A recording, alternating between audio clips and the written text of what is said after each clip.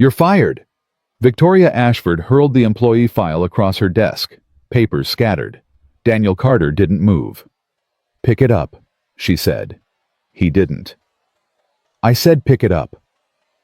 Daniel looked at the papers on the floor. Then he looked at her. The billionaire, the CEO, the woman who'd just destroyed his life with 2 words. No. Victoria's eyes narrowed. No one had ever said no to her. Not once. Not ever. But what Daniel said next made her freeze completely. Made her forget the test. Made her forget everything she thought she knew about power. Comment your city below so I can see how far this story travels. What did you just say to me? Victoria's voice was ice. She stood behind her desk on the 55th floor of Ashford Tower, looking down at the front desk clerk who made $12 an hour. Daniel Carter met her eyes. I said no, Miss Ashford. Do you understand what's happening here? I just fired you. I heard you. Then why are you still sitting there? Daniel took a breath. His hands were shaking, but his voice was steady. Because before I leave, I need to ask you something. Victoria crossed her arms. You're in no position to ask me anything. Please. The word cracked slightly. Just one thing. Something in his tone made her pause. She'd done this test 11 times before. She'd seen begging. She'd seen rage. She'd seen men twice Daniel's size break down crying. She'd never heard someone say please like that. What? She snapped. Daniel looked down at his hands, then back up at her. My daughter is 7 years old. Her name is Lily. She thinks I'm a hero because I go to work every day and come home every night. His voice dropped. She doesn't know we're 3 months behind on rent. She doesn't know I work double shifts just to keep the lights on. She doesn't know her daddy is barely holding it together. Victoria said nothing. If you're firing me, that's your right. I can't stop you. Daniel's jaw tightened. But please don't tell my daughter. Let her believe I'm still trying. Let her believe her daddy didn't fail. The room went silent. Victoria stared at him. Her mouth opened, but no words came out. In 12 tests, no one had ever answered like this. No one had thought about anyone but themselves. It's a test. The words came out before she could stop them. Daniel blinked. What? You're not actually fired. Victoria walked to the window, putting distance between them. I test employees to see how they react under pressure. It reveals character. Silence. Then Daniel laughed. Not a happy laugh. A broken one. A test. He shook his head slowly. You made me believe I just lost everything. You made me think about how I was going to explain to my 7-year-old daughter why we have to move again. And it was a test. It's an effective evaluation method. Daniel stood up. His chair scraped against the floor. That's not effective, Miss Ashford. That's cruel. It's business. No. Daniel's voice was quiet, but there was steel underneath. Business is numbers and spreadsheets. This, he gestured between them, this is something else.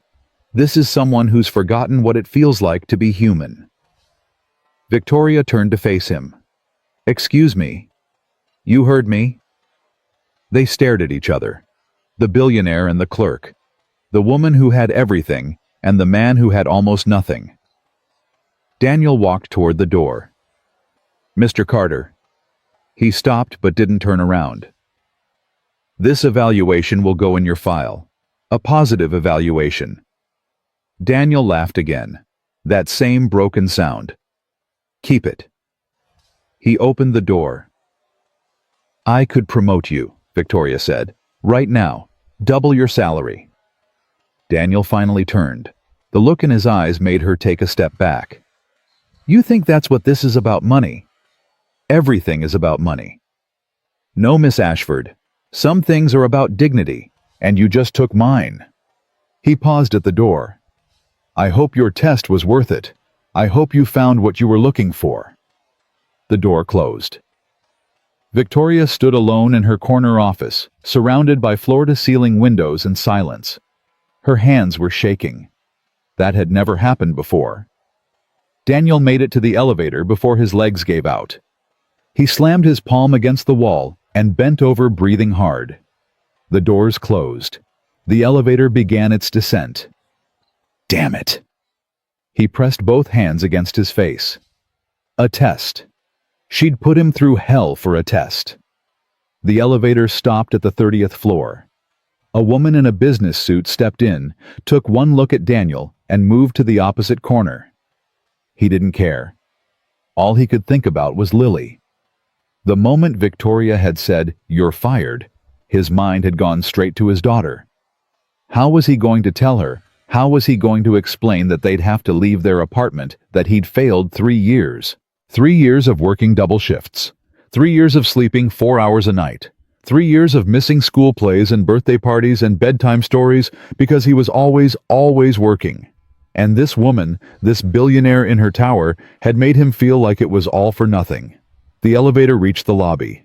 Daniel straightened his tie, Marcus's tie borrowed this morning, and walked back to the front desk. Marcus looked up from the computer. "Yo, D, how'd it go?" "Fine." "You don't look fine.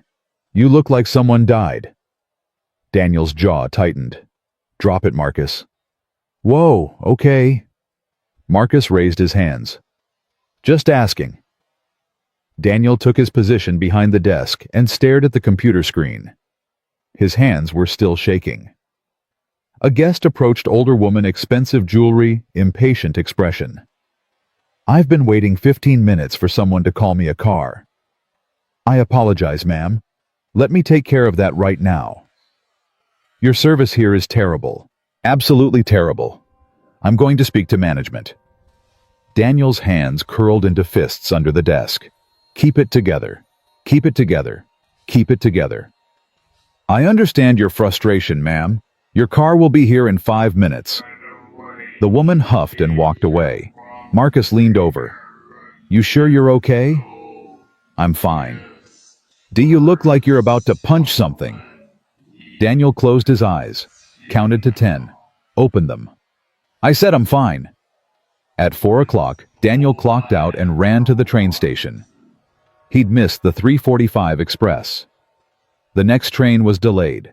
He stood on the platform, checking his phone every 30 seconds, watching the minutes tick by.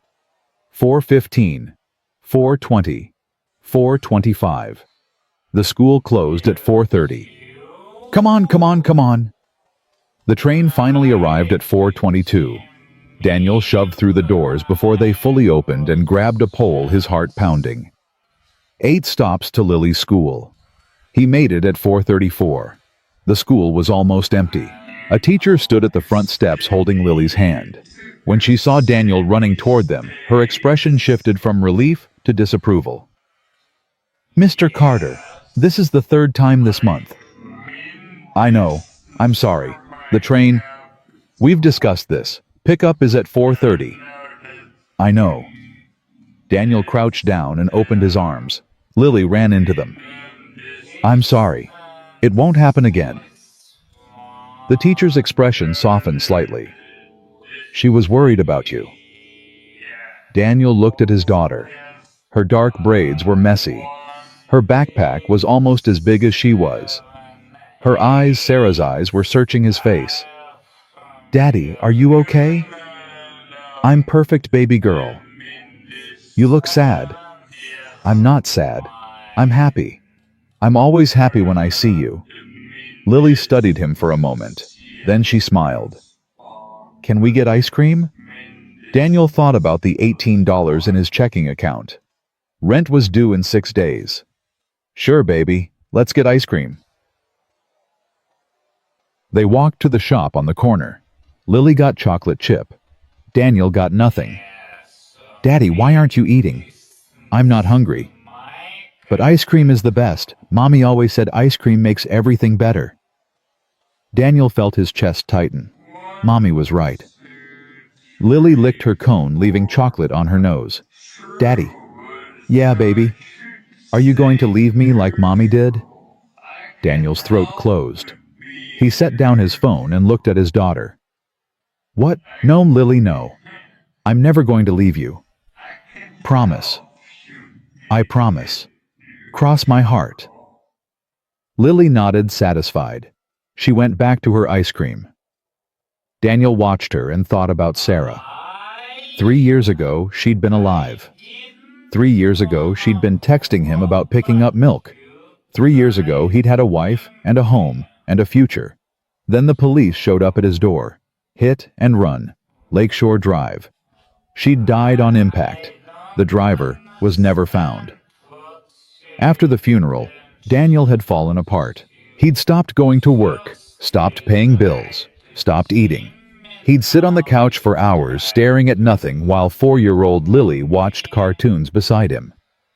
It was Lily who'd saved him. One night she'd crawled into his lap. "Daddy." "Yeah, baby." "Are you going to leave me too?" That question had broken something inside him. Broken it and rebuilt it at the same time. "No, baby. Never. I'm never going to leave you." He'd kept that promise. Through double shifts and sleepless nights, through overdue bills and final notices, through everything he'd kept that promise. And today, Victoria Ashford had almost made him break it.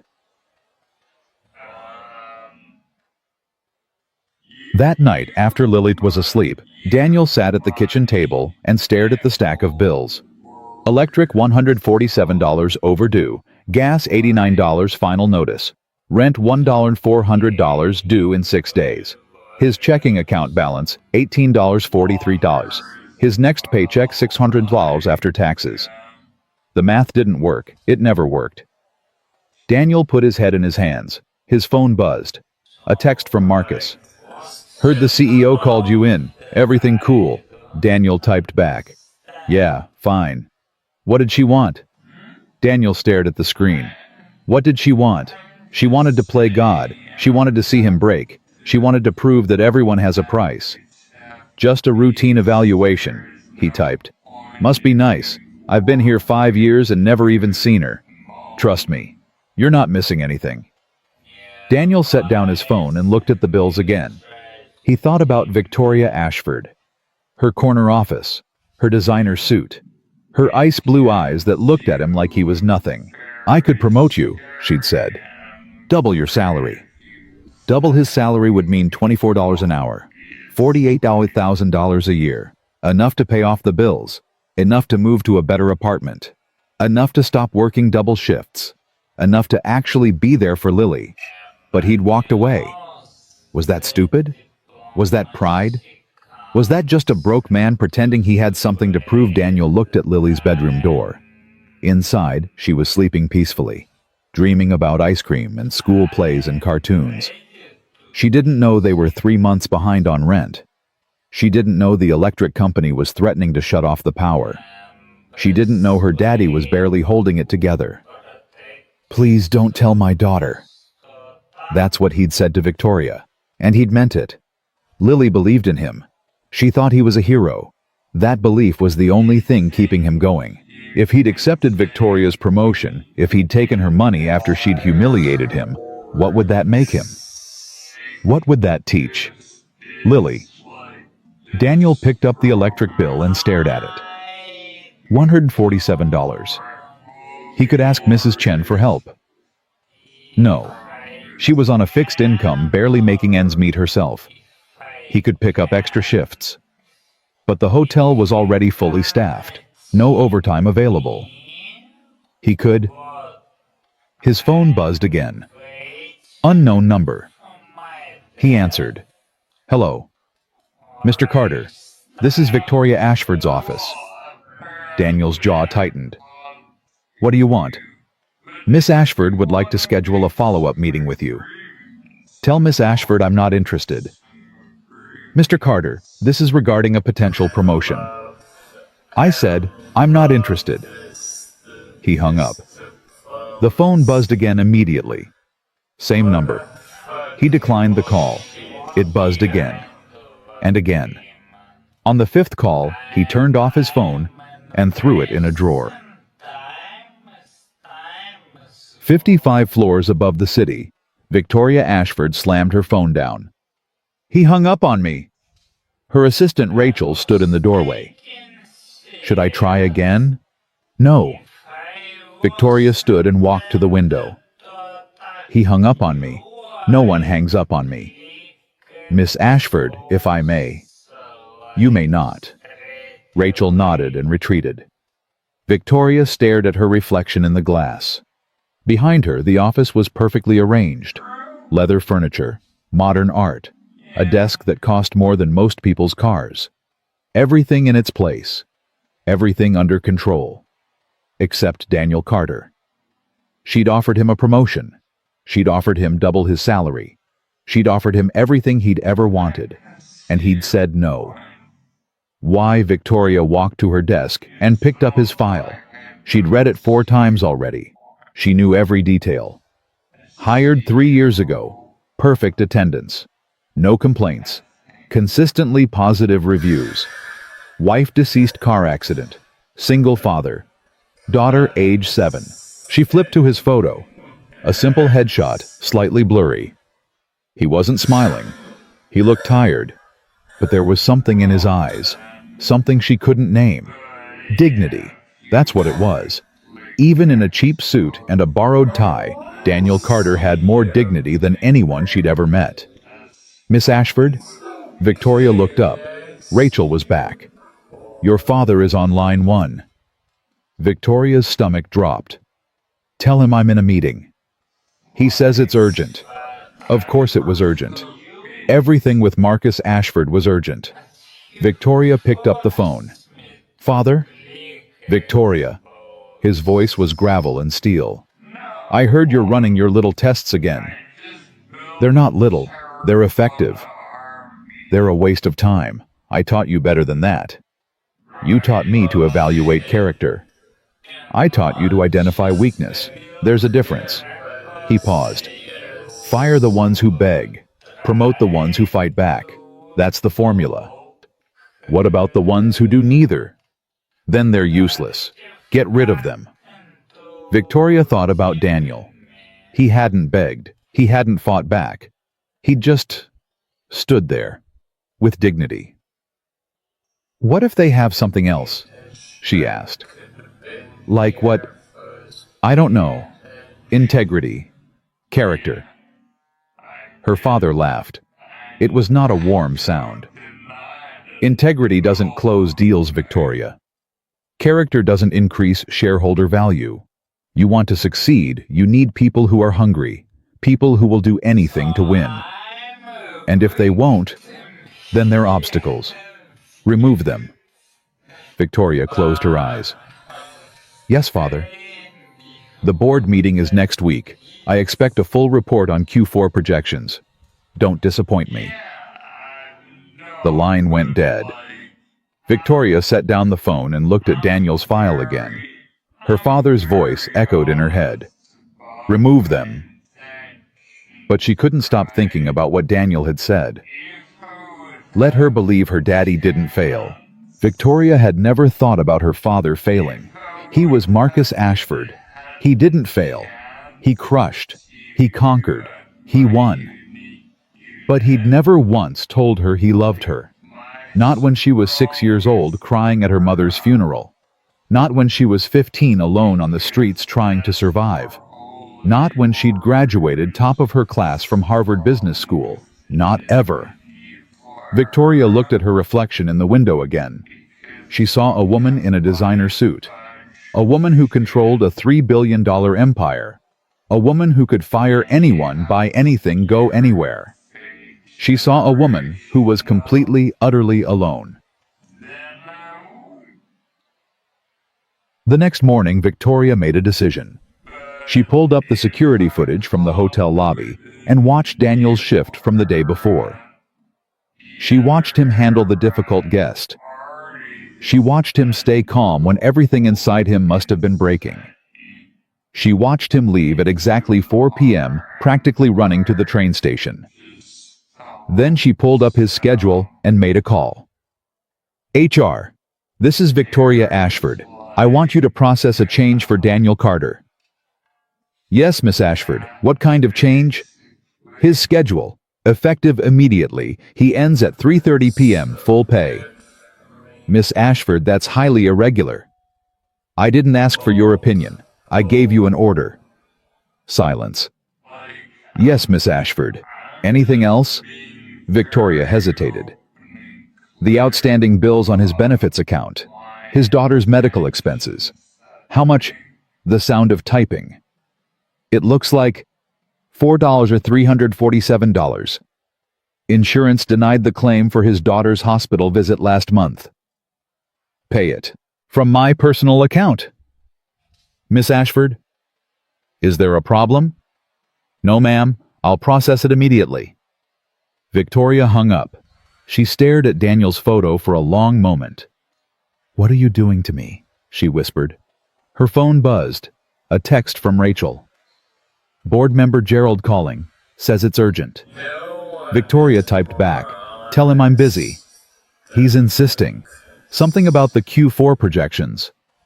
I said I'm busy.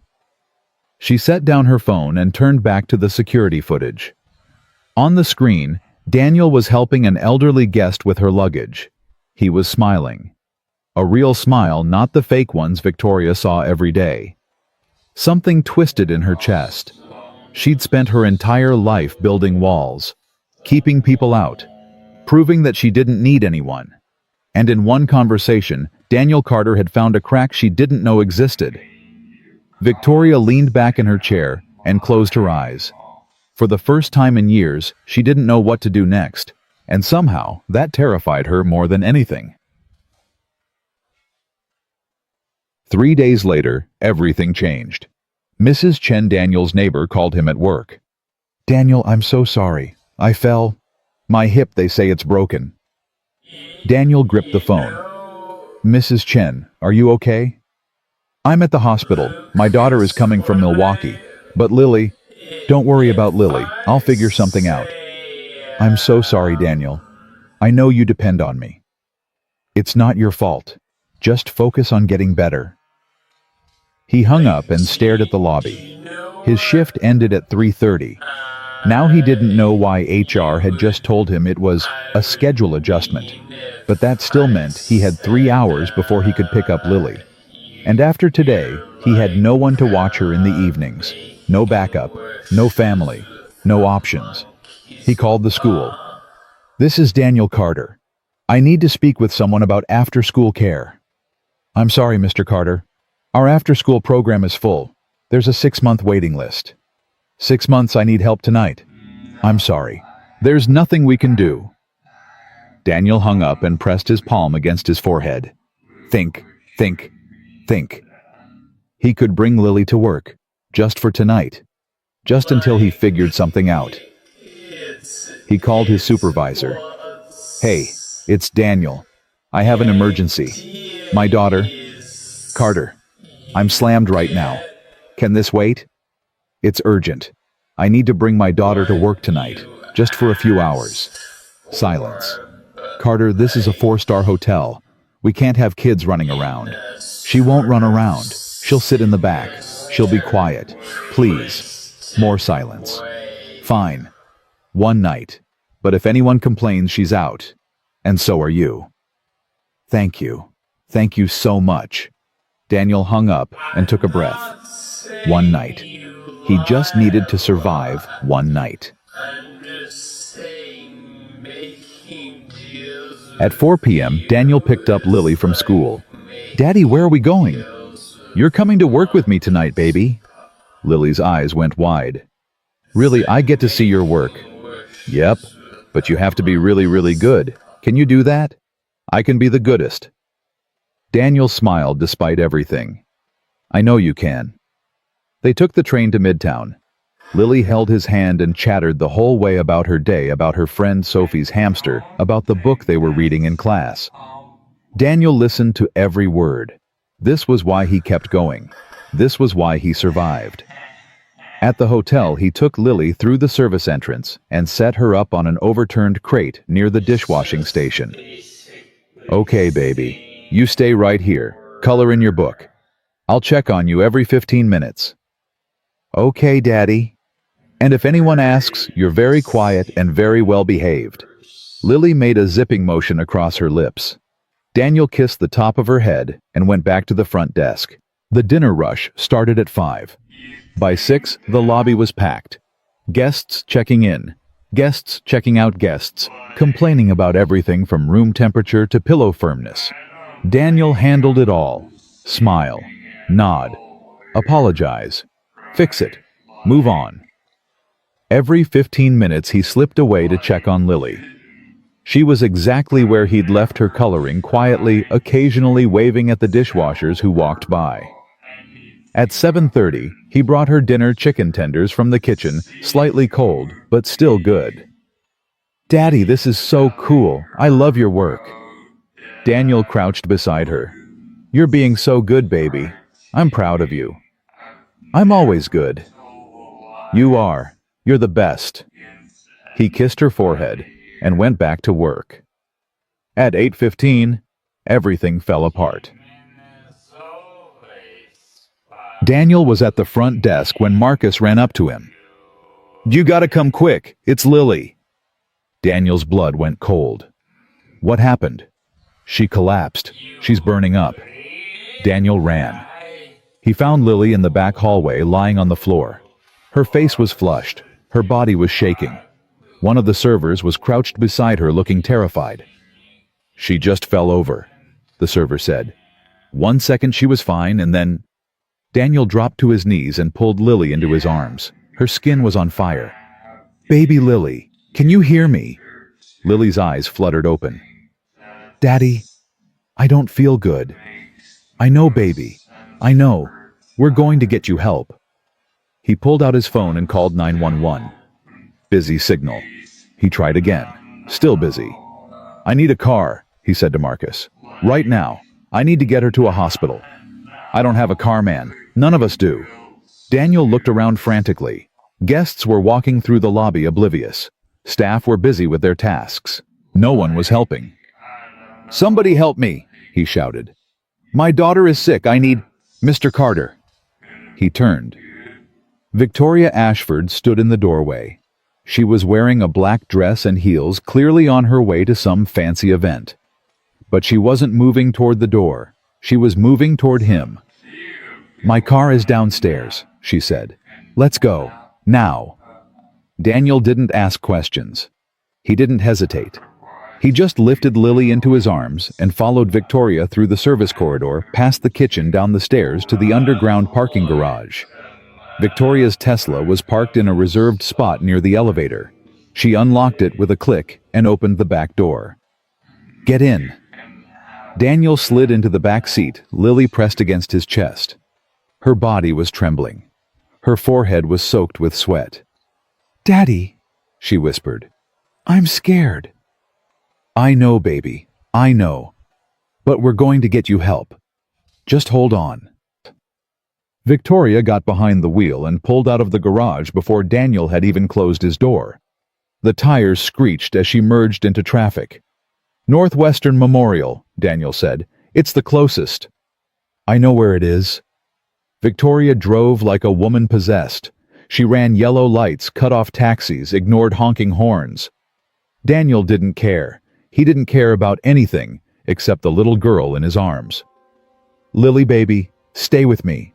Lily's eyes were half closed. Her breathing was shallow. "Mommy," she mumbled. "I want Mommy." Daniel's heart shattered. "I know, baby. I know, but Daddy's here. Daddy's got you." Victoria glanced at him in the rearview mirror. For a split second their eyes met. Then she looked back at the road and pressed harder on the accelerator. They made it to the hospital in 7 minutes. Victoria pulled up to the emergency entrance and slammed on the brakes. Daniel was out of the car before it fully stopped running through the automatic doors with Lily in his arms. "Help someone help my daughter. She collapsed. She has a fever." A nurse rushed over. "Sir, what happened?" "I don't know. She was fine, and then she just fell." "How old is she?" 7. She's 7 years old." The nurse shouted something over her shoulder. Within seconds a team appeared with a gurney. Daniel laid Lily down, and they started wheeling her away. Sir, you need to stay here. No, no, I'm going with her. Sir, that's my daughter. Daniel's voice cracked. I'm not leaving her. The nurse looked at him. Something in her expression softened. Okay, come with me, but you need to let the doctors work. Daniel followed them through the double doors, his heart pounding so hard he could barely breathe. Victoria stood alone in the emergency room lobby watching him disappear. She didn't know why she was still there. She had a charity gala to attend, 100 donors waiting to shake her hand, a speech to deliver about corporate responsibility. None of it mattered. She walked to the reception desk. The little girl who just came in. Lily Carter. I want to make sure she gets the best care available. The receptionist looked up. Are you family? No, I'm... Victoria paused. What was she? I'm a friend.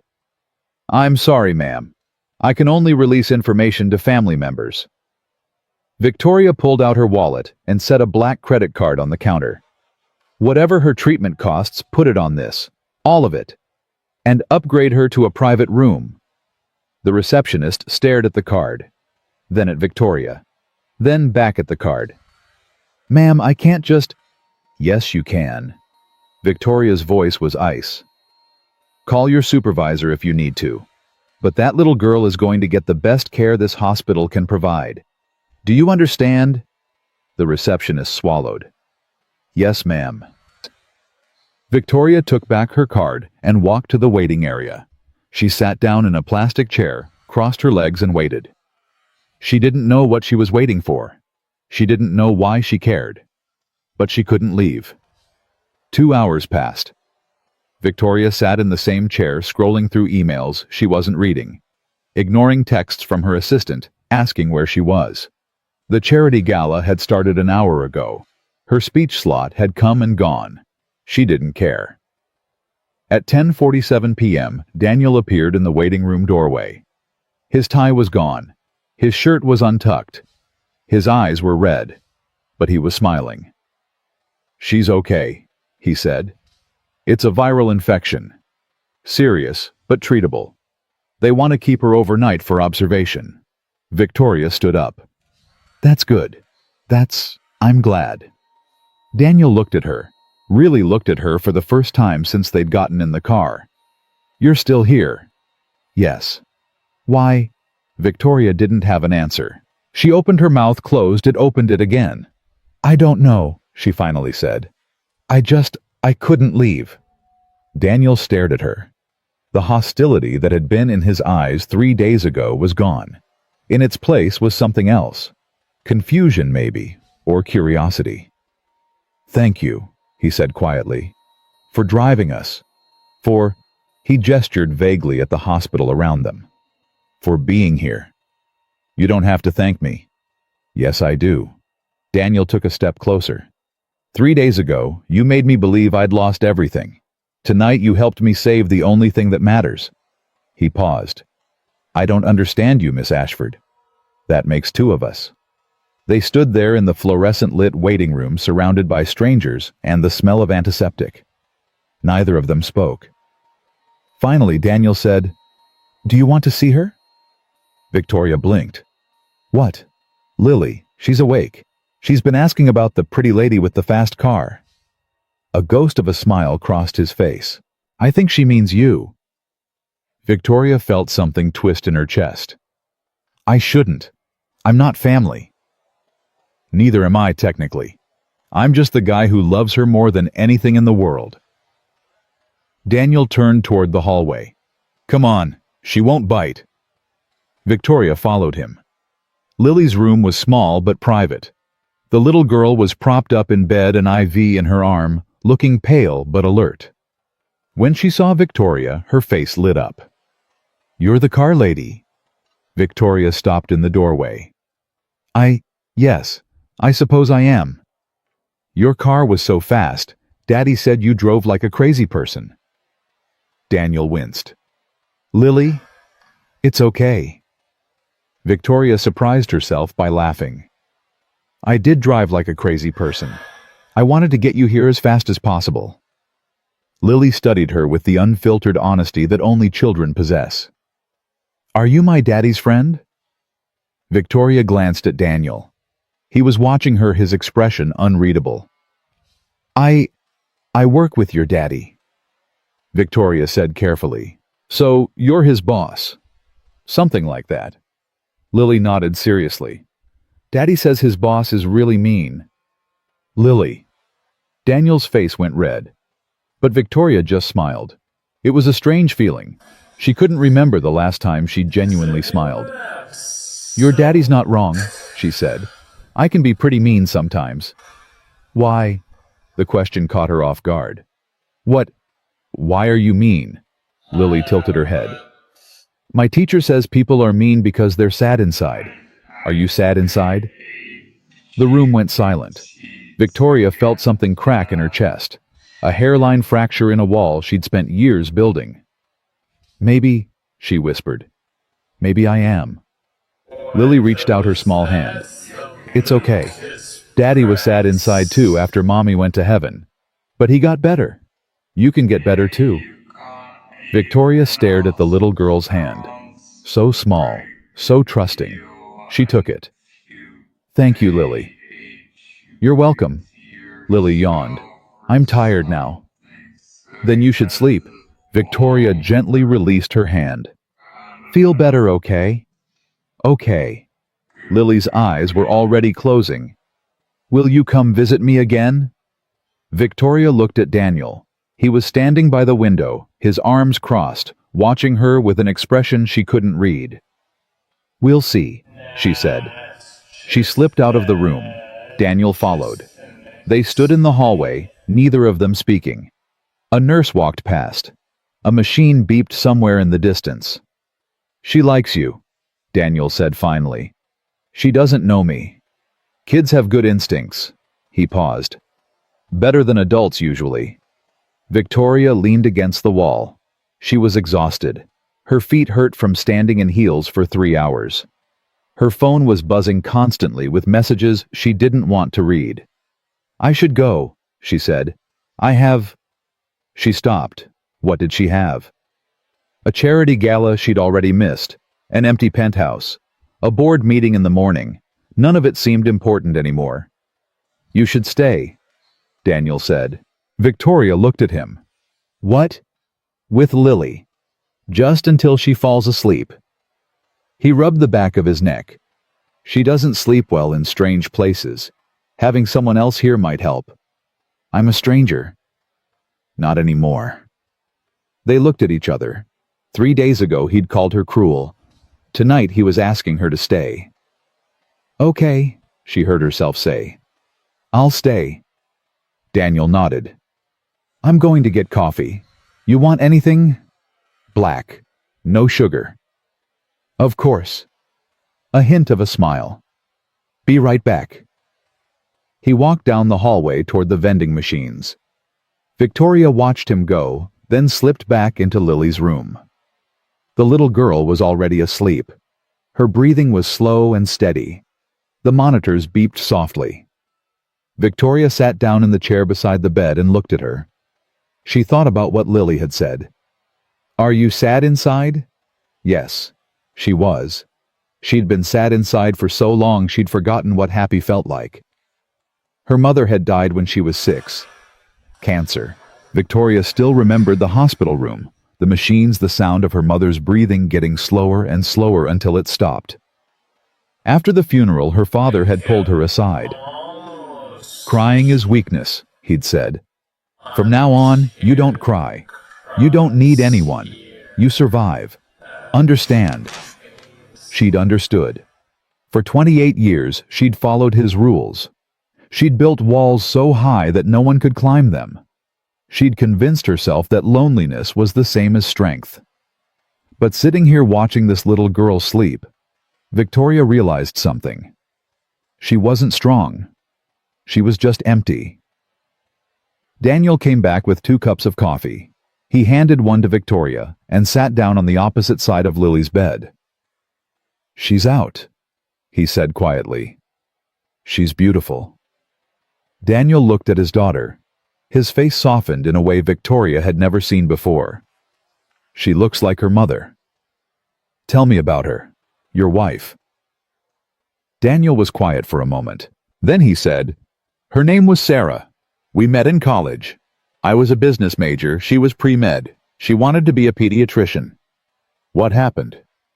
Life. Daniel sipped his coffee. She got pregnant junior year. We got married. She dropped out to have Lily planned to go back later. But later never came. How did she die? Daniel's jaw tightened. Hit and run. Lakeshore Drive. She was coming home from grocery shopping. Some drunk driver ran a red light, hit her car, and kept going. She died on impact. Did they catch him? No. They never found him. Daniel stared at his coffee cup. 3 years, and I still don't know who killed my wife. Sometimes I think about that. About some guy out there living his life, not even knowing he destroyed mine. I'm sorry. Don't be. You didn't do anything. I made you think you'd lost your job. 3 days after. Victoria stopped. No, I didn't know. But that doesn't make it okay. Daniel looked at her. Why did you do it, the test? The fake firing. Why? Victoria took a breath. My father. What about him? When I was 15, he took away everything I had. Money, phone, home. Told me to survive on my own for 6 weeks. No help, no safety net. Just me against the world. Daniel's eyes widened. He kicked you out at 15. He called it education. Victoria's voice was bitter. I worked 3 jobs. Slept in shelters. Ate ramen and stale bread. When it was over, he took me to dinner and told me I'd passed. Passed what? His test. He wanted to see if I was strong enough to inherit his company. Victoria looked down at her hands. He taught me that everyone has a breaking point, that the only way to know someone's true character is to take away what they need most and see how they react. That's not character. That's cruelty. Maybe. Victoria met his eyes. But it's all I know. Daniel set down his coffee and leaned forward. Miss Ashford. Victoria, please. Victoria. Sorry. He said her name like he was tasting it. What your father did to you was wrong, and what you did to me was wrong. But you're here now. You drove us to the hospital. You stayed. You held my daughter's hand. He paused. That's not nothing. It doesn't make up for... No, it doesn't. But it's a start. They sat in silence watching Lily sleep. The monitors beeped. The IV dripped. Somewhere down the hall a phone rang. Can I ask you something? Daniel said. Yes. Why didn't you just send a driver? Why did you come yourself? Victoria thought about it. I don't know. I saw you in the hallway holding Lily, shouting for help. And I moved. I didn't think about it. That's called instinct. I don't have instincts. I have strategies. Daniel almost smiled. Everyone has instincts, even billionaires. Is that what you think I am? Just a billionaire?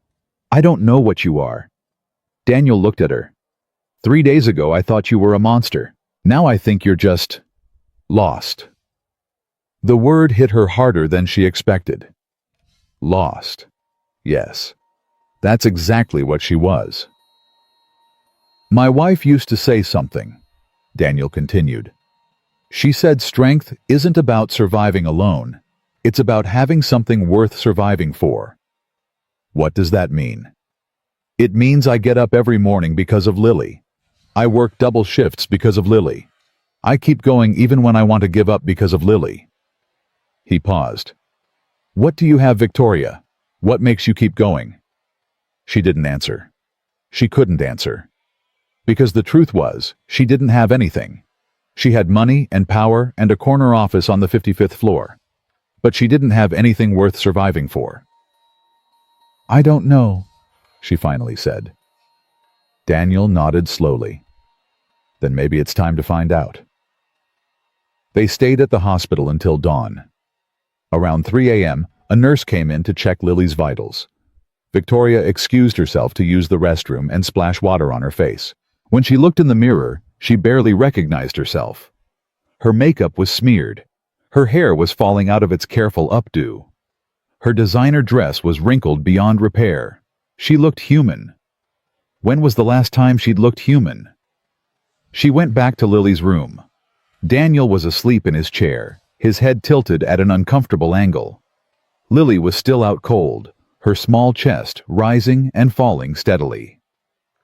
Victoria sat down and watched them sleep. Father and daughter. Two people who had lost everything and still had each other. She envied them. She'd never envied anyone in her life, but she envied them. At 6 a.m., the doctor came in with good news. Lily's fever had broken. The antibiotics were working. She could go home this afternoon. Daniel hugged the doctor, actually hugged him. The doctor looked startled but pleased. "Thank you," Daniel said. "Thank you so much. Just doing my job, Mr. Carter. Your daughter is a fighter. She gets that from her mother." Victoria stood by the door, watching. When the doctor left, Daniel turned to her. "I should get back to work," she said before he could speak. "I have meetings, board presentations, the usual." Victoria. "I'm glad Lily's okay, really. She's a special kid." Victoria, wait. She stopped at the door. Daniel walked over to her. He was close enough that she could smell the hospital coffee on his breath, see the exhaustion in his eyes. "Thank you," he said, "for everything." "You already thanked me." "I know, but I wanted to say it again, and I wanted to say—" He hesitated. "I was wrong, about you. I said you'd forgotten what it feels like to be human, but you haven't. You just buried it, deep down." Victoria felt tears prick her eyes. She blinked them back. "I should go." "Will you come back to see Lily?" "I don't think that's appropriate." "Forget appropriate. She asked for you. She likes you." Daniel paused. "And I think you need her as much as she needs you." Victoria stared at him. This man who made $12 an hour. This man she'd tried to break with 2 words. This man who'd seen through every wall she'd ever built. "I'll think about it," she said. She walked out of the hospital and into the gray Chicago morning. Her car was still parked at the emergency entrance, a parking ticket tucked under the windshield wiper. She didn't care. She got in the car and drove back to Ashford Tower. The city was waking up around her. Buses, taxis, people rushing to work with coffee cups in their hands. Normal people, living normal lives. Victoria had never wanted to be normal. Her father had taught her that normal was mediocre, and mediocre was unacceptable. But watching Daniel with Lily, she'd seen something that wasn't mediocre at all. She'd seen love, pure, unconditional, fierce love. And for the first time in her life, Victoria Ashford wanted something money couldn't buy. She wanted to be loved like that. 3 days later, the photo appeared. Victoria was in her office reviewing quarterly reports when Rachel burst through the door without knocking. "Miss Ashford, we have a problem."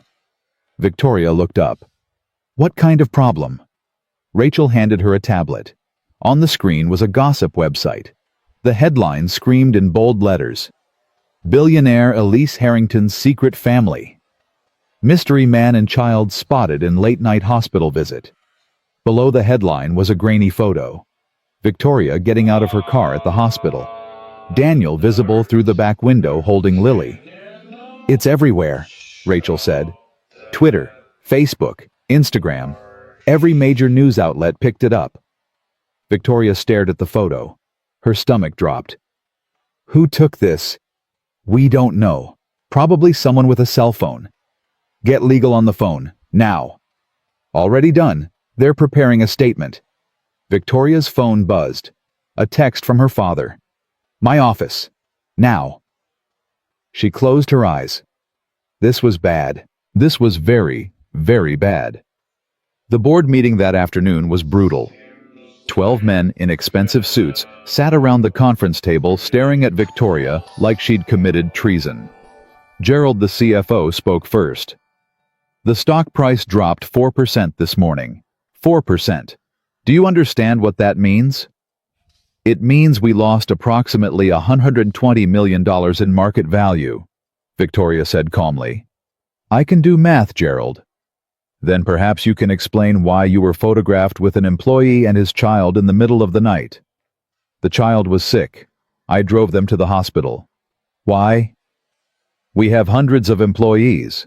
Do you make a habit of personally chauffeuring all of them? Victoria's jaw tightened. He needed help. I helped. You've created a scandal. Patricia, the head of investor relations, leaned forward. People are speculating that you have a secret family, that you've been lying to shareholders, that there's some kind of cover-up. There's no cover-up. I helped an employee whose daughter was sick. That's the whole story. The whole story doesn't matter. Gerald slammed his palm on the table.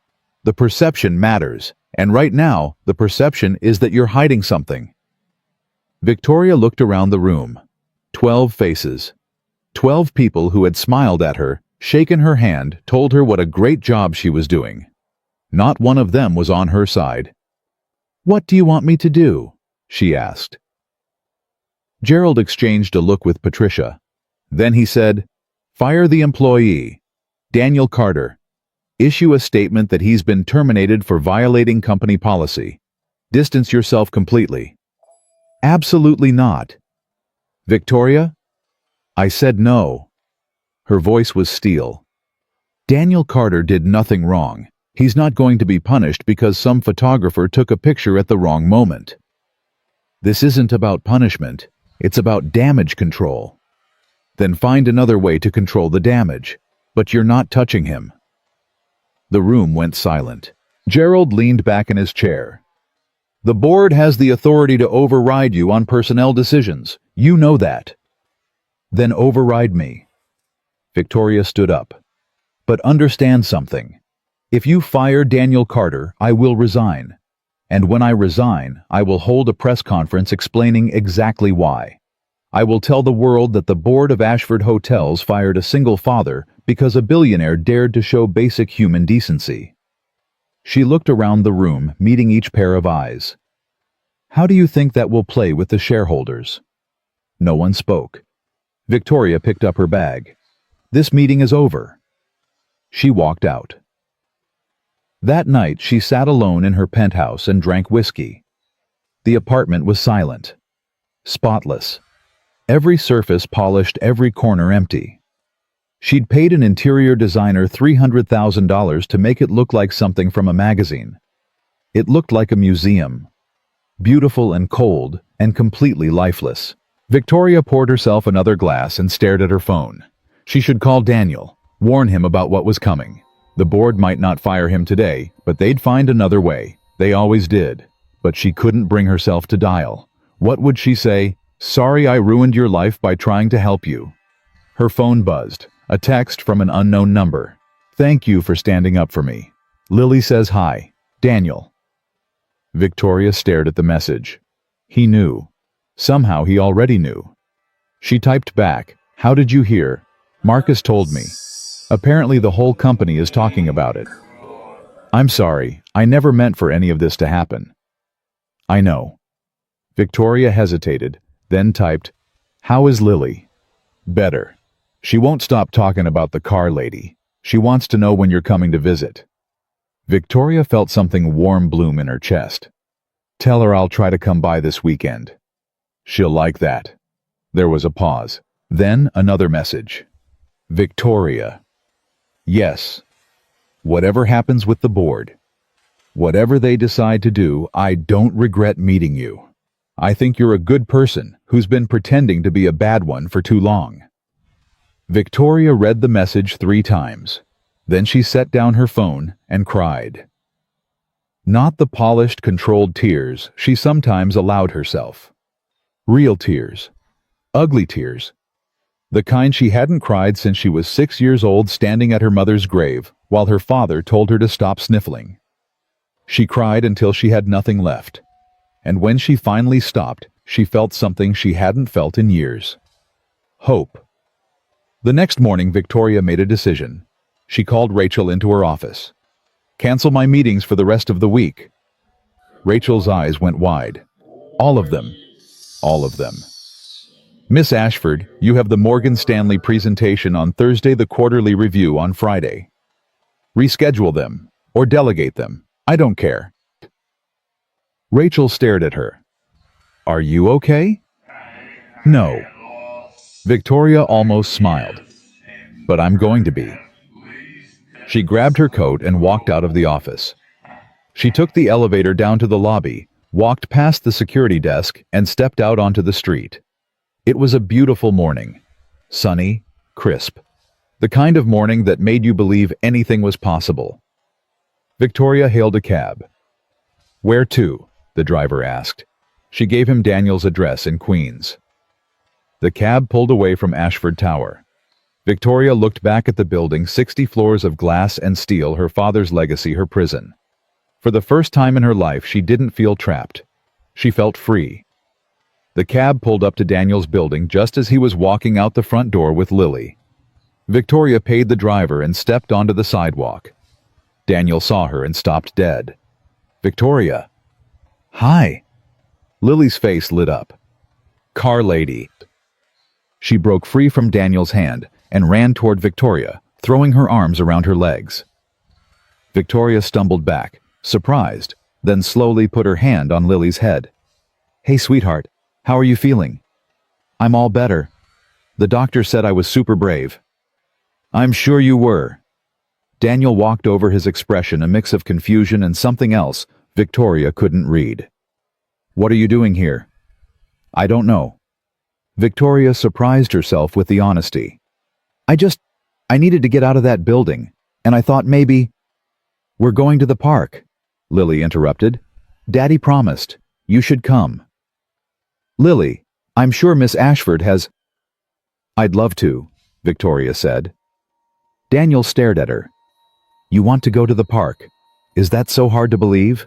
You're wearing heels that cost more than my monthly rent." Victoria looked down at her shoes. Louboutins, red soles, completely impractical. "I'll manage."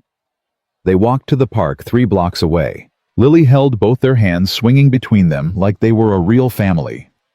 Victoria felt something twist in her chest every time Lily laughed. At the playground, Lily ran off to the swings. Daniel and Victoria sat on a bench watching her. "You shouldn't be here," Daniel said quietly. "I know. The board is going to lose their minds when they find out." "Let them." Daniel turned to look at her. "What's going on with you? 3 days ago you were Victoria Ashford, Ice Queen Billionaire. Now you're sitting on a park bench in Queens like a normal person." "Maybe I'm tired of being Victoria Ashford." "What does that mean?" Victoria watched Lily pump her legs on the swing, going higher and higher. "It means I spent the whole night thinking about what you said. About strength. About having something worth surviving for." She paused. "I realized I don't have anything. I have money and power and a corner office, but I don't have anything real." "So you came here?" "I came here." Daniel was quiet for a moment. Then he said, "Victoria, I appreciate what you did for us, at the hospital, at the board meeting. But you can't just show up and what? And pretend like we're friends. Like we're—" He stopped. "Like we're what?" Daniel rubbed his face with both hands. "I don't know. I don't know what this is." "Neither do I." Victoria turned to face him. "But I know that when I'm with you and Lily, I feel something I haven't felt in years. I feel human. I feel like maybe there's more to life than quarterly reports and shareholder meetings." "That's a nice sentiment. But you have a company to run. I have a daughter to raise. We live in completely different worlds." "What if we didn't?" Daniel frowned. What if we didn't live in different worlds? What if—" Her phone buzzed, then buzzed again, then started ringing. Victoria looked at the screen. "Rachel." "I have to take this." She stepped away from the bench and answered. "What is it?" "Miss Ashford, where are you? The board called an emergency meeting. Your father is here." Victoria's blood went cold. My father? He flew in this morning. He's demanding to see you. Tell him I'll be there in an hour. Miss Ashford, he's 1 hour. Rachel. She hung up and walked back to the bench. I have to go. Daniel nodded. He didn't look surprised. The real world calling? Something like that? Victoria hesitated. Can I come back to see Lily? Victoria. Please. Daniel looked at his daughter, still swinging, still laughing. Then he looked at Victoria.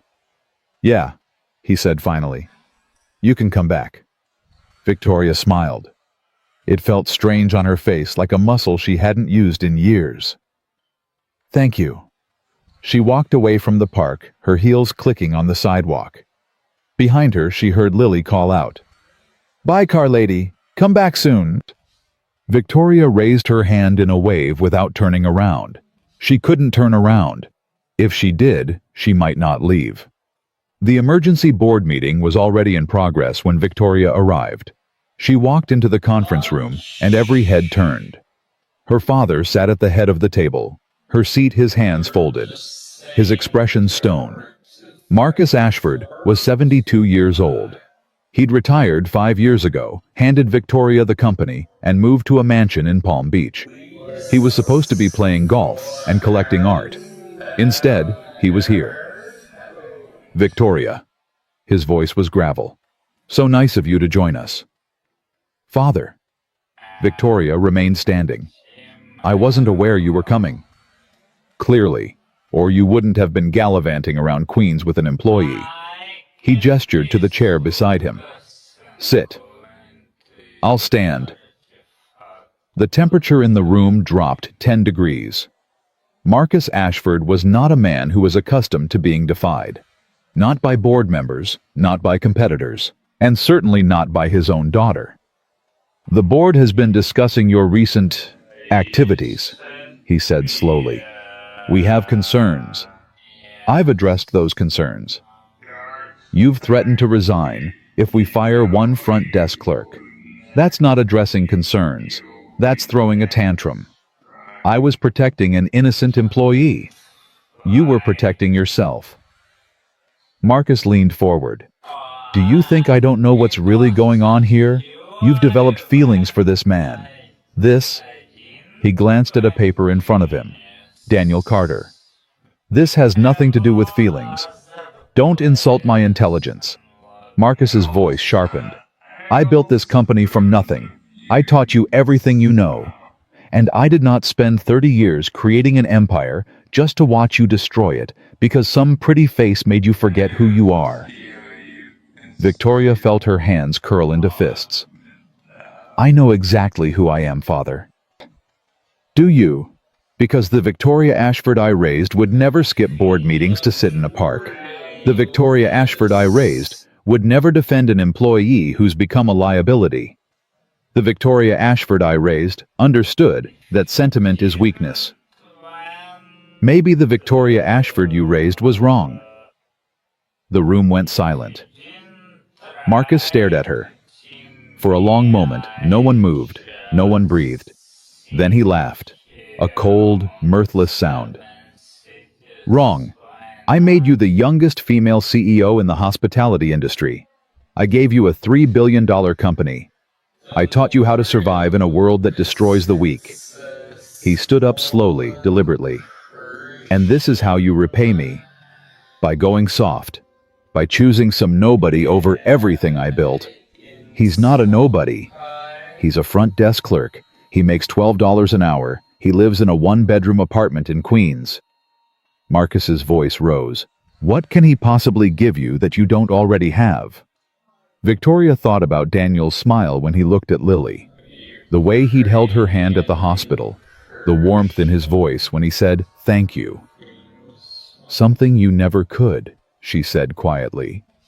He sees me as a person, not a legacy, not an investment, a person. Marcus's face went red. Get out. Father. I said get out. He slammed his palm on the table. You want to throw away everything I gave you for some romantic fantasy? Fine. But don't expect me to watch. Get out of this meeting. Get out of this building. And get your head straight before you lose everything. Victoria looked at the board members. 12 faces all staring at the table, refusing to meet her eyes. Cowards. Every single one of them. She turned and walked to the door. Victoria. She stopped.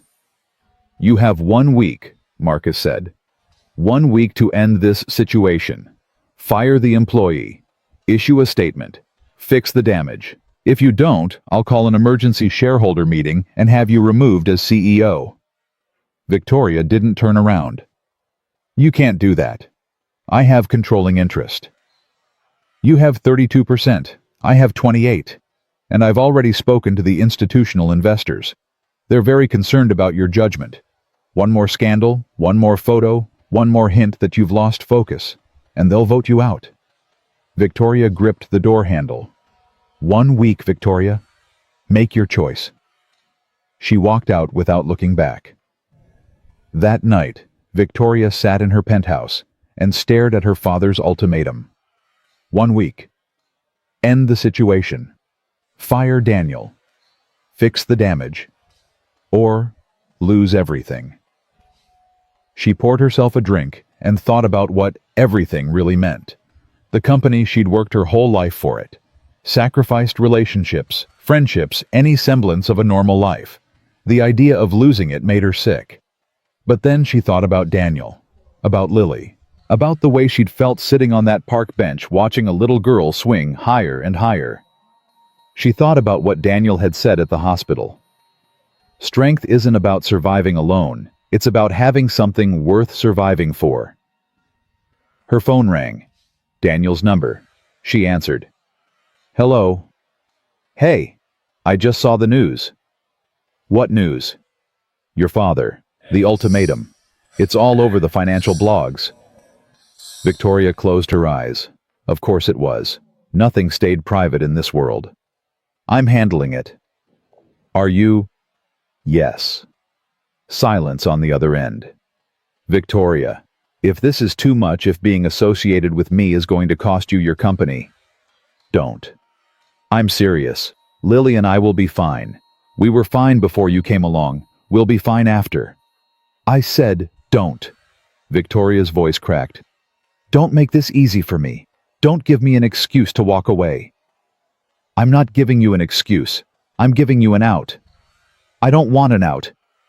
She was shouting now. She didn't care. I want. What?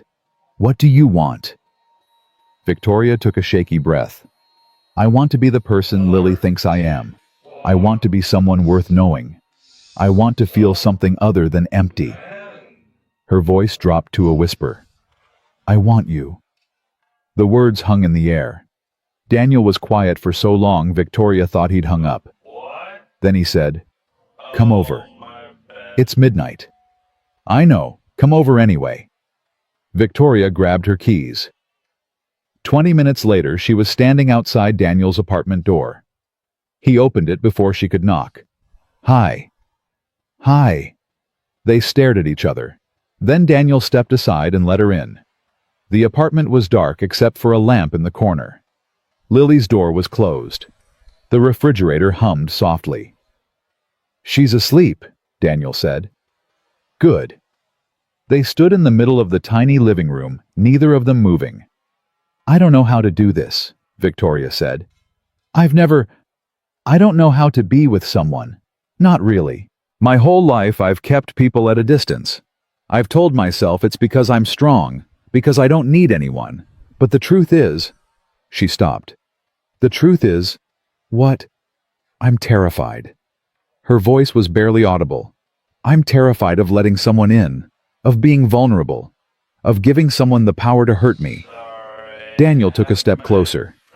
Victoria.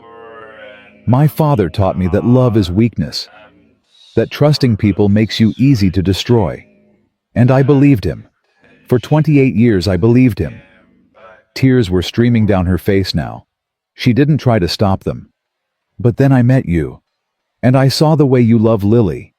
And I realized, she choked on the words, realized what? That my father was wrong. She looked up at him. Love isn't weakness. Loving someone, having someone to fight for, that's the only thing that makes any of this worth it. Daniel reached out and wiped a tear from her cheek. Victoria, I can't promise you anything. I'm broke. I live in a crappy apartment. I work double shifts just to keep the lights on. I have nothing to offer you. You have everything to offer me. I'm serious. Your world and my world, they don't mix. The board, your father, the press, they're going to try to tear us apart. Let them try. Daniel shook his head. You say that now. But when you're sitting in front of shareholders explaining why you threw away your career for a front desk clerk. Victoria kissed him. It wasn't planned. It wasn't elegant. She just stepped forward, put her hands on his face, and pressed her lips to his. Daniel froze. Then his arms came around her waist, and he pulled her closer. The kiss lasted forever, and not long enough. When they finally broke apart, Victoria was shaking. I'm sorry, she breathed. I shouldn't have. Don't apologize. Daniel's voice was rough. Don't ever apologize for that. They stood there, foreheads pressed together, breathing hard. What happens now? Victoria whispered. I don't know. Daniel pulled back and looked at her. But we'll figure it out. Together. Together. Victoria smiled through her tears. I like the sound of that. The week passed faster than Victoria expected. She went to work every day, sat in meetings, signed documents, made decisions. But her mind was always somewhere else. On Daniel. On Lily. On the choice she knew she'd have to make. The board watched her like hawks. Every email was scrutinized. Every meeting was documented. Her father called twice a day, demanding updates, threatening consequences. Victoria ignored him. Instead, she spent her evenings in Queens. She brought dinner for Daniel and Lily. She helped Lily with her homework. She sat on the couch and watched cartoons until the little girl fell asleep in her lap. It was the happiest she'd been in years. On the fifth night, Lily looked up at her with serious eyes. Victoria. They'd graduated from car lady to her actual name. Victoria loved the sound of it in Lily's voice. Yes, sweetheart. Are you going to be my new mommy? Victoria's heart stopped. Daniel, who'd been washing dishes in the kitchen, went completely still. Lily, he said carefully, we talked about this. I know, you said mommy went to heaven and she's not coming back. Lily's lower lip trembled. But I want a new mommy, and Victoria is really nice, and she makes you smile. You never smile anymore, Daddy, but when Victoria is here, you smile. Daniel set down the dish he was holding. His hands were shaking. Victoria pulled Lily closer. Sweetheart, your daddy and I were still figuring things out. It's complicated. Why? Because. Victoria looked at Daniel. He was staring at her with an expression she couldn't read. Because grown-ups make everything complicated, even when it doesn't have to be. Lily considered this. That's dumb. Victoria laughed. You know what, you're right. It is dumb. So are you going to be my new mommy or not? The room went silent. Victoria looked at Daniel. Daniel looked at Victoria. I would like that very much, Victoria said quietly. If your daddy says it's okay. Daniel's eyes were wet. He walked over and sat down on the couch beside them. What do you think, Lily? He asked, his voice hoarse. Should we keep her? Lily beamed. Yes. She threw her arms around Victoria's neck. Victoria held her tight, tears streaming down her face. Daniel put his arm around both of them. For one perfect moment, everything was right. Then Victoria's phone rang. She looked at the screen. Rachel. I have to take this. She stepped into the hallway and answered. What is it? Miss Ashford? I'm sorry to call so late, but we have a situation. What kind of situation? Your father. He's called an emergency shareholder meeting for tomorrow morning. He's filed a motion to remove you as CEO. Victoria's blood turned to ice. He said I had a week. I know, but apparently one of the board members leaked photos. You and Mr. Carter, at the park, entering his apartment building. Rachel's voice was strained. The institutional investors are spooked. They're backing your father. Victoria leaned against the wall. What time is the meeting? 9 a.m. Miss Ashford, I'm sorry. I tried to. It's not your fault, Rachel. I'll be there. She hung up and walked back into the apartment. Daniel took one look at her face and knew. What happened? My father called an emergency meeting. Tomorrow morning. He's going to try to remove me as CEO. Daniel stood up. Can he do that? With enough votes, yes. Victoria looked at Lily, who was watching them with wide eyes. I have to go. Victoria. I'm sorry. I'll call you tomorrow, after the meeting. She grabbed her coat and headed for the door. Victoria, wait. She stopped. Daniel walked over to her. He took her face in his hands and looked into her eyes. Whatever happens tomorrow, whatever they try to do, remember what you said. Love isn't weakness. Having something to fight for, that's what makes it worth it. What if I lose?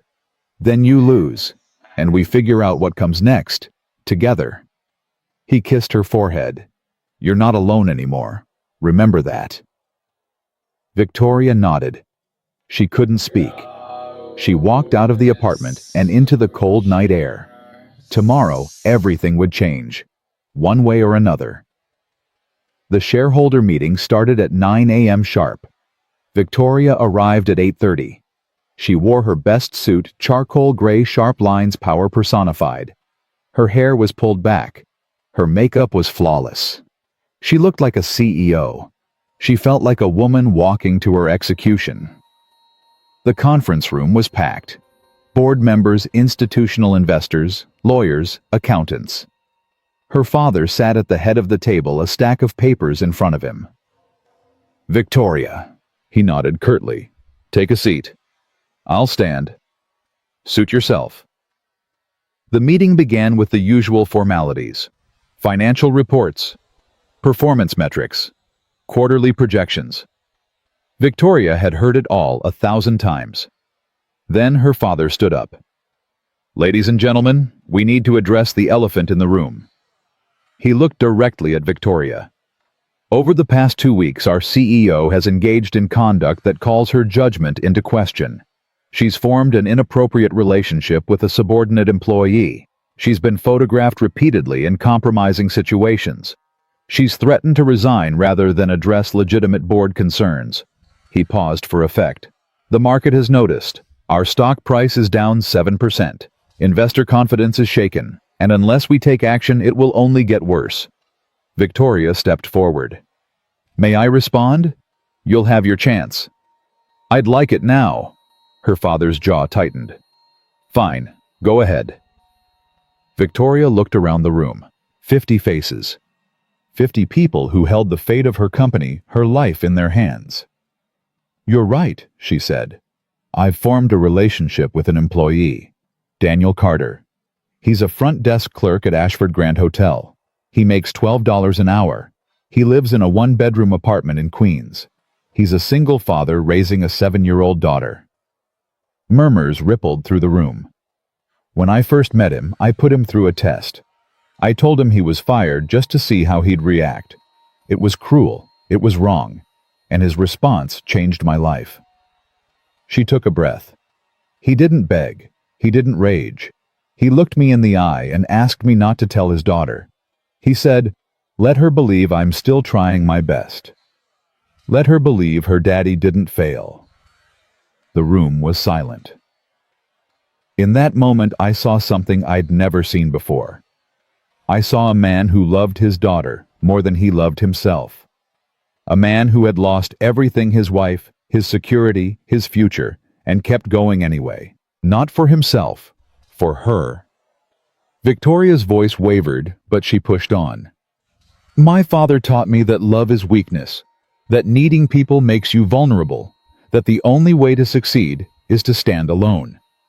She looked at Marcus, but he was wrong. Her father's expression didn't change. Daniel Carter taught me that real strength isn't about standing alone. It's about having something worth standing for. It's about loving someone so much that you'd do anything to protect them. It's about being human. She turned back to the shareholders. Yes, I've fallen in love. Yes, it's created a scandal. And yes, if you remove me as CEO today, I'll walk out of this building with nothing but the clothes on my back. She paused. But I'll walk out with something I didn't have 2 weeks ago. I'll walk out knowing what it feels like to be truly alive. Silence. So go ahead. Vote. Remove me. Take back the company my father gave me. Victoria lifted her chin. But know this, I'd rather lose everything and have Daniel and Lily than keep this empire and spend the rest of my life alone. She sat down. The room erupted. Board members talked over each other. Investors whispered urgently. Her father's face had gone red, then white, then red again. Order. Marcus slammed his hand on the table. Order. The room slowly quieted. This is exactly the kind of emotional irrationality I warned you about, Marcus said. My daughter has clearly lost perspective. She's willing to throw away a $3 billion company for what? A romance? A fantasy? It's not a fantasy, Victoria said calmly. Then what is it? You've known this man for 2 weeks. You've spent a few hours together. You don't know anything about him.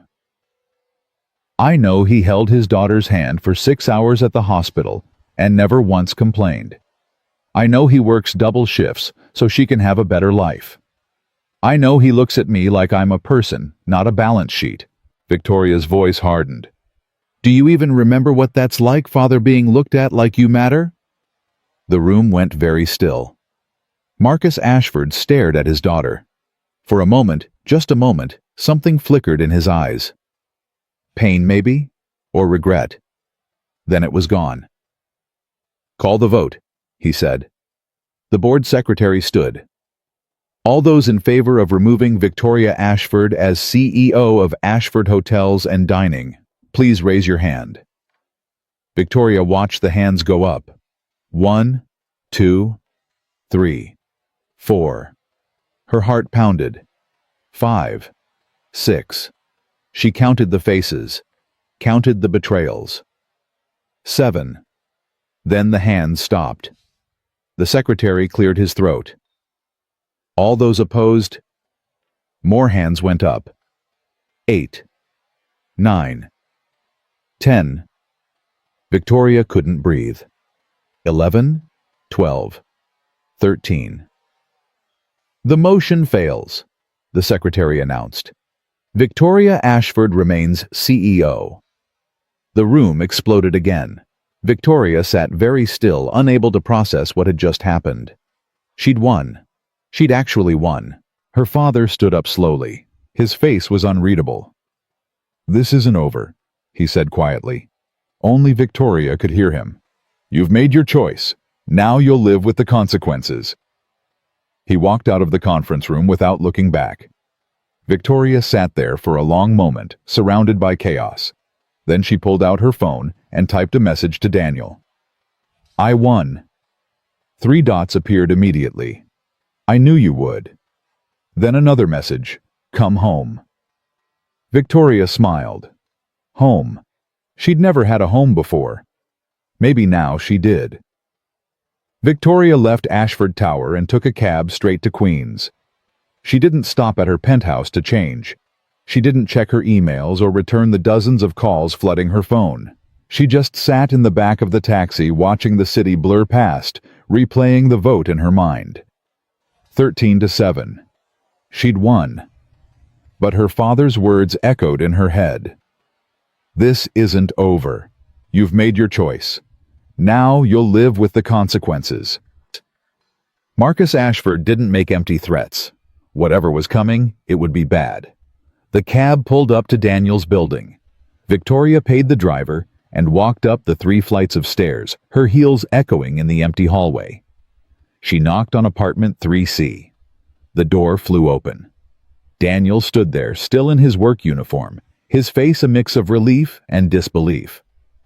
"You actually came." "I said I would." "I know, but—" He shook his head. "After everything that happened today, I figured you'd have a million things to deal with." "I do." Victoria stepped inside. "But none of them matter as much as this." Lily came running from her bedroom. "Victoria!" She threw herself at Victoria's legs, nearly knocking her over. Victoria laughed and crouched down to hug her. "Hey, sweetheart. Daddy said you had a big meeting today. Did you win?" Victoria looked up at Daniel. He was watching them with wet eyes. "Yeah, baby. I won." "Yay." Lily bounced up and down. "What did you win? A trophy, a prize?" "Something better." Victoria stood up, still holding Lily's hand. "I won the chance to keep being here. With you and your daddy." Lily beamed. "That's the best prize ever." Victoria felt tears prick her eyes. "Yeah, it really is." Daniel stepped forward and pulled them both into a hug. The three of them stood there in the middle of the tiny apartment holding each other, not speaking. For the first time in her life, Victoria Ashford felt like she belonged somewhere. That night, after Lily went to bed, Victoria and Daniel sat on the couch and talked. "What happens now?" Daniel asked. "I don't know." Victoria leaned against him, her head on his shoulder. "My father said there would be consequences. I believe him." "What kind of consequences?" "With him, anything. He could go after my shares, poison the board against me, leak stories to the press." She closed her eyes. "He's been planning my whole life, building me into what he wanted. And now that I've gone off script, he'll do whatever it takes to get me back under control. Or destroy you trying. Or that." Daniel was quiet for a moment. Then he said, "Maybe you should give him what he wants." Victoria sat up. "What?" "Fire me. Issue the statement. Make it all go away." Daniel's face was calm, but his voice was tight. "I told you before, Lily and I will be fine. We were fine before you came along." "Daniel, I'm serious. I'm not worth losing your company over." "Stop." Victoria grabbed his hand. "Stop saying that. Stop acting like you're not worth fighting for." "I'm being realistic. You're a billionaire. I'm a front desk clerk. In what world does this work?" "In this one." Victoria squeezed his hand. "You asked me once what I have worth surviving for. The answer is you. You and Lily. That's it. That's everything." Daniel stared at her. "You've known me for 2 weeks." "I know. And in 2 weeks you've shown me more about what life should look like than I've learned in 34 years. She reached up and touched his face. "I'm not giving you up. Not for my father. Not for the board. Not for anyone. Victoria, I love you." The words came out before she could stop them. Daniel froze. His eyes went wide. "What? I love you." Victoria's voice was shaking, but she didn't look away. "I know it's crazy. I know it's too fast. I know everything about this is wrong. But I love you, Daniel. I love the way you look at Lily. I love the way you stood up to me even when I had all the power. I love that you see me, really see me, not just the money or the name or the company." She took a breath. "I've never said those words to anyone. Not once in my entire life. But I'm saying them now. Because you deserve to hear them. Because I need you to know." Daniel didn't speak for a long moment. Then he pulled her into his arms and held her so tight she could barely breathe. "I love you too," he whispered against her hair. "God help me, I love you too." Victoria buried her face in his chest and cried. Not sad tears, not afraid tears, just relief. Pure, overwhelming relief. She wasn't alone anymore. The next 2 weeks were the happiest of Victoria's life. She went to work every day, handled her responsibilities, managed the board. But every evening she went to Queen's. She had dinner with Daniel and Lily. She helped with homework. She watched cartoons. She read bedtime stories. It was simple. It was ordinary. It was everything she'd never known she wanted. At work, she started making changes. First, she promoted Daniel. Not to anything flashy. She didn't want to give her father more ammunition, but to guest services supervisor with a salary that finally reflected his work ethic. "You don't have to do this," Daniel said when she told him. "I'm not doing it for us. I'm doing it because you've deserved this for 3 years and nobody noticed." Then she implemented new policies across all Ashford properties. Flexible scheduling for parents, paid family leave, childcare subsidies, an employee assistance fund for medical emergencies. The board pushed back.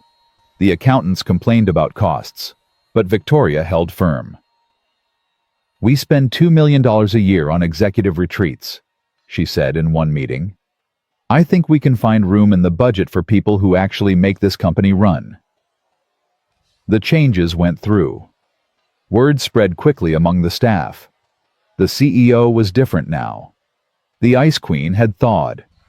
People started smiling when they saw her, started saying hello instead of scurrying away. Victoria wasn't sure how she felt about being liked. She'd spent so long being feared.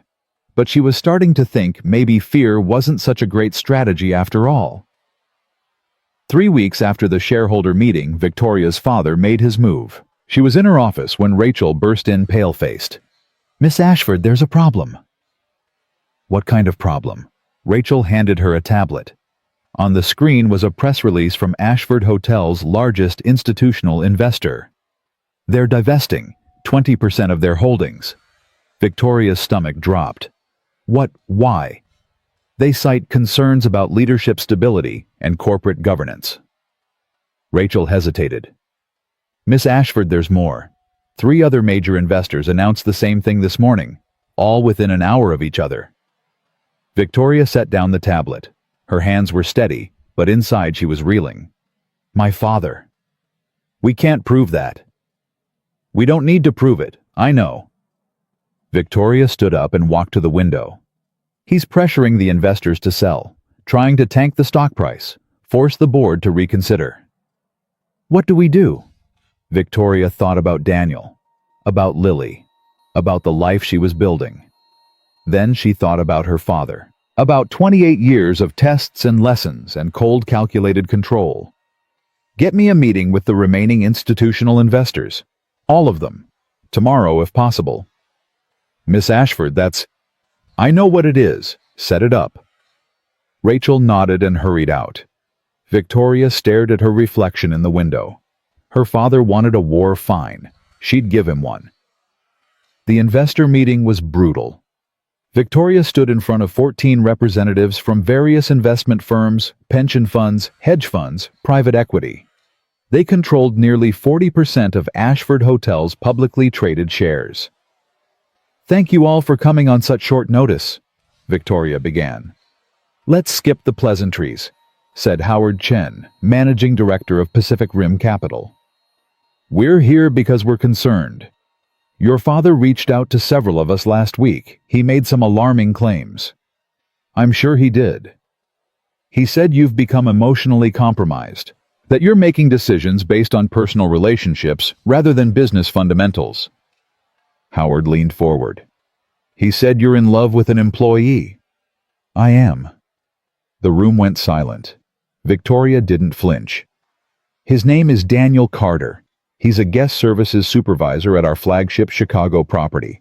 He's a single father raising a 7-year-old daughter. And yes, I'm in love with him." Murmurs rippled through the room. "But my personal life has nothing to do with my ability to run this company.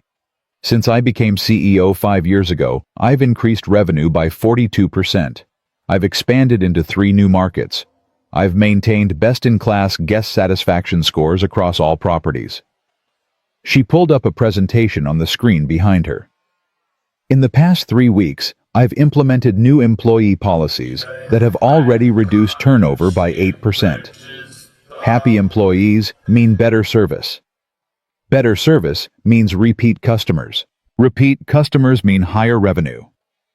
She clicked to the next slide. My father thinks love is weakness.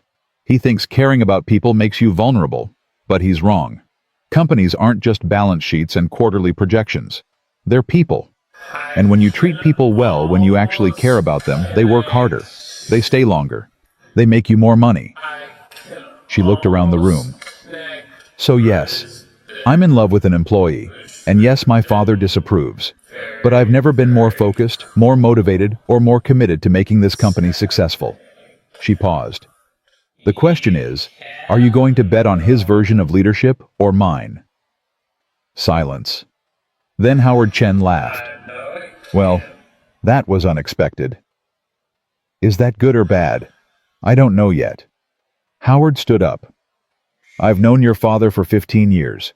He's brilliant, ruthless, and he's never let sentiment interfere with business. Victoria's heart sank. But, Howard continued, I've also seen what his approach does to people. Burnout, broken families, executives who work themselves into early graves. He looked at her. Maybe it's time to try something different. Does that mean? It means I'm not selling. Not today anyway. Howard looked at the other investors. Anyone else?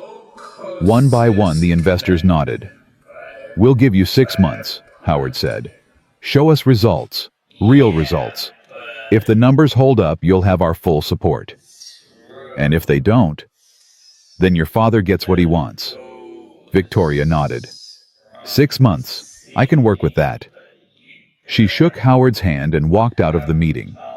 Her hands didn't start shaking until she was alone in the elevator. That night, Victoria told Daniel everything. They sat on his couch while Lily slept in the next room.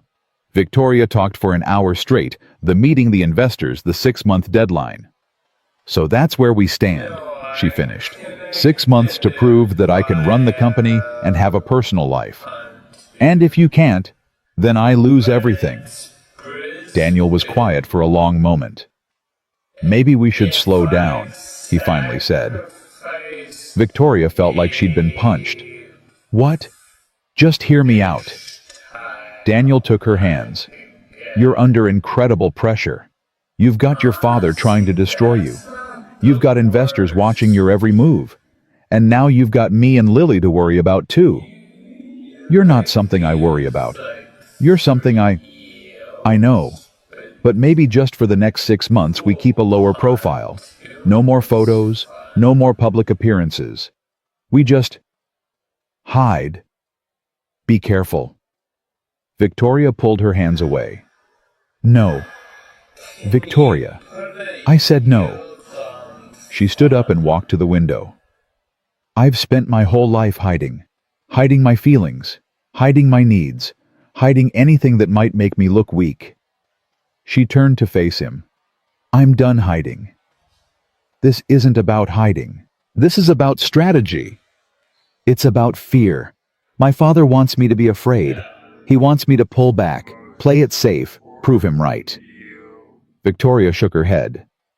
I won't do that. Not for him. Not for anyone.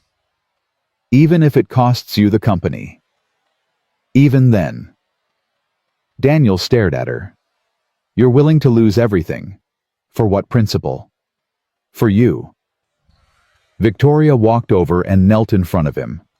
Daniel, I told you I love you. That's not something I can turn off because the timing is inconvenient. That's not something I can hide until the coast is clear. I'm not asking you to turn it off. I'm asking you to be strategic. Be careful. Be my father's daughter. Victoria took his face in her hands. But I don't want to be his daughter anymore. I want to be the woman you fell in love with. The woman who shows up, who fights, who doesn't back down. Daniel's eyes were wet. Victoria, trust me, please. I know what I'm doing. He looked at her for a long moment. Then he leaned forward and kissed her forehead. Okay, he whispered. Okay, I trust you. 2 months later, Victoria's changes started showing results. Employee turnover dropped 12% across all properties. Guest satisfaction scores reached an all-time high. Revenue was up 6% year over year. The board noticed. I have to admit, Gerald said at one meeting, I didn't think your approach would work, but the numbers don't lie. Thank you, Gerald. Don't thank me yet. Your father's still out there, and he's not going to stop just because we're having a good quarter. Victoria nodded. I know. She'd heard rumors. Her father was meeting with private equity firms, exploring hostile takeover options, building alliances with disgruntled board members. The war wasn't over. It was just beginning. But for the first time, Victoria felt like she could win. One evening she came home to Daniel's apartment and found Lily waiting at the door. Victoria? Guess what? What, sweetheart? I made something for you. Lily grabbed her hand and dragged her into the living room. On the coffee table was a crayon drawing 3 stick figures holding hands under a big yellow sun. That's you, Lily said, pointing to the tallest figure. And that's Daddy. And that's me. Victoria picked up the drawing. Her throat felt tight. It's beautiful, Lily. There's more. Lily pointed to a word scrawled at the bottom in wobbly letters. I wrote, family. Mrs. Patterson taught me how to spell it. Victoria couldn't speak. She'd spent 34 years building walls, protecting herself, convincing herself that she didn't need anyone. And now, here was a 7-year-old girl calling her family. Daniel came out of the kitchen, drying his hands on a towel. Lily, did you show her the... He stopped when he saw Victoria's face. Hey, you okay? Victoria looked up at him, tears streaming down her cheeks. She called me family. Daniel smiled. Yeah, she's been working on that drawing all week. But I'm not. We're not. Does it matter? Daniel walked over and put his arm around her. You show up every night. You help with homework. You read bedtime stories. You're here. He kissed the top of her head. That's what family is. Victoria held up the drawing. Can I keep this? I made it for you, Lily said proudly. You can put it on your refrigerator. Victoria thought about her penthouse, the spotless surfaces, the empty walls, the refrigerator that held nothing but sparkling water and leftover takeout. I don't have anything on my refrigerator. Then it'll be the first thing, Lily said like it was the most obvious solution in the world. Victoria laughed through her tears. Yeah, it will be. That weekend, Victoria did something she'd never done before. She invited Daniel and Lily to her penthouse. Are you sure? Daniel asked. Lily can be energetic. I'm sure.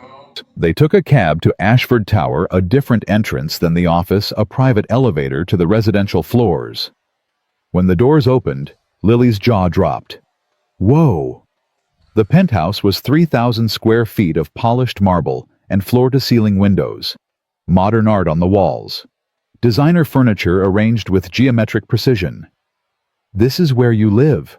Lily asked. Yes. It's really clean. I have people who clean it.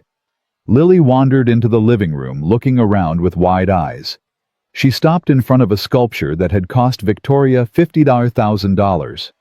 What's this? It's art. It looks like a broken umbrella. Daniel stifled a laugh. Victoria found herself smiling. You know what? You're right. It does look like a broken umbrella. Lily continued her exploration. She found the kitchen. Your refrigerator is huge. The bathroom. You have a TV in your bathtub. And the bedroom. Your bed is bigger than our whole apartment. Victoria watched her run from room to room, filling the silence with questions and exclamations. The penthouse had never felt like home. It had always felt like a hotel, beautiful, impersonal, empty. But watching Lily press her nose against the window, marveling at the view, something shifted.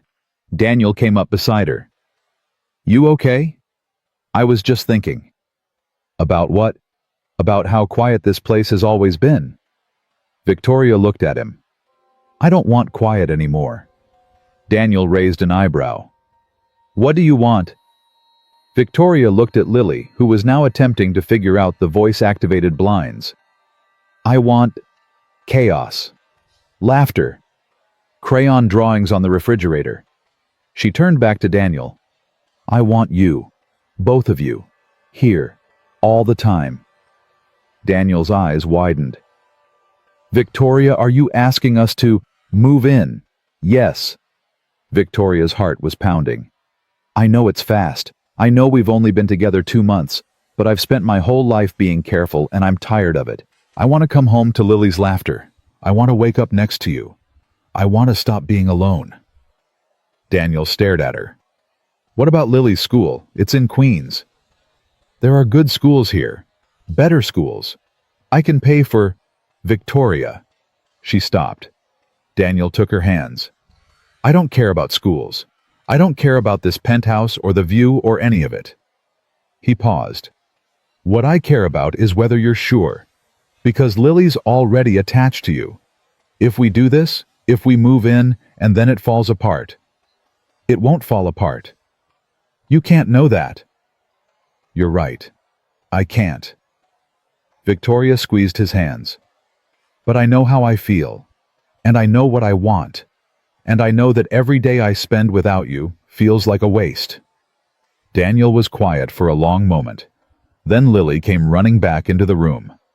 Victoria, the toilet talks. Victoria burst out laughing. It's a bidet, sweetheart. It said welcome in a robot voice. Daniel looked at Victoria, then at his daughter, then back at Victoria. Okay, he said. Okay. Okay, we'll move in, but on one condition. Anything. We're not just your guests here. This becomes our home too. Lily's drawings on the walls, my stuff in the closet. Real life, not some magazine spread. That's what I want. Then yes. Daniel pulled her into a hug. Yes, we'll move in. Yay! Lily shouted, even though she hadn't fully understood the conversation. Are we having a sleepover? Victoria laughed and opened her arms. Lily ran into them. Something like that, sweetheart. Something like that. The next month was chaos in the best possible way. Daniel and Lily moved into the penthouse. Boxes everywhere. Toys scattered across pristine marble floors. Lily's drawings taped to the $50,000 broken umbrella sculpture because she thought it looked sad. Victoria had never been happier. She came home from work one evening to find Daniel cooking dinner while Lily did homework at the kitchen island. Hey, Daniel said, kissing her cheek. How was your day? Long, but better now. Victoria. Lily looked up from her math worksheet. I got an A on my spelling test. That's amazing, sweetheart. I'm so proud of you. Daddy said if I keep getting A's, I can have a puppy. Victoria looked at Daniel. A puppy. We're negotiating, Daniel said with a smile. Victoria sat down at the island next to Lily. This was her life now. Homework and spelling tests and puppy negotiations. She'd never imagined she could want something so ordinary. But she did. She wanted it more than anything she'd ever wanted before. Her phone buzzed. Rachel. I have to take this. She stepped into the bedroom and answered. What is it? Miss Ashford. I'm sorry to bother you at home, but there's news. What kind of news? Your father. He's called another board meeting. Tomorrow at 9. Victoria's stomach clenched. On what grounds? I don't know. He's not saying. But Howard Chen called. He said some of the other investors have been getting calls again. Pressure to sell. The 6 months isn't up yet.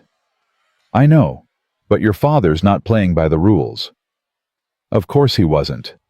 Marcus Ashford had never played by anyone's rules but his own.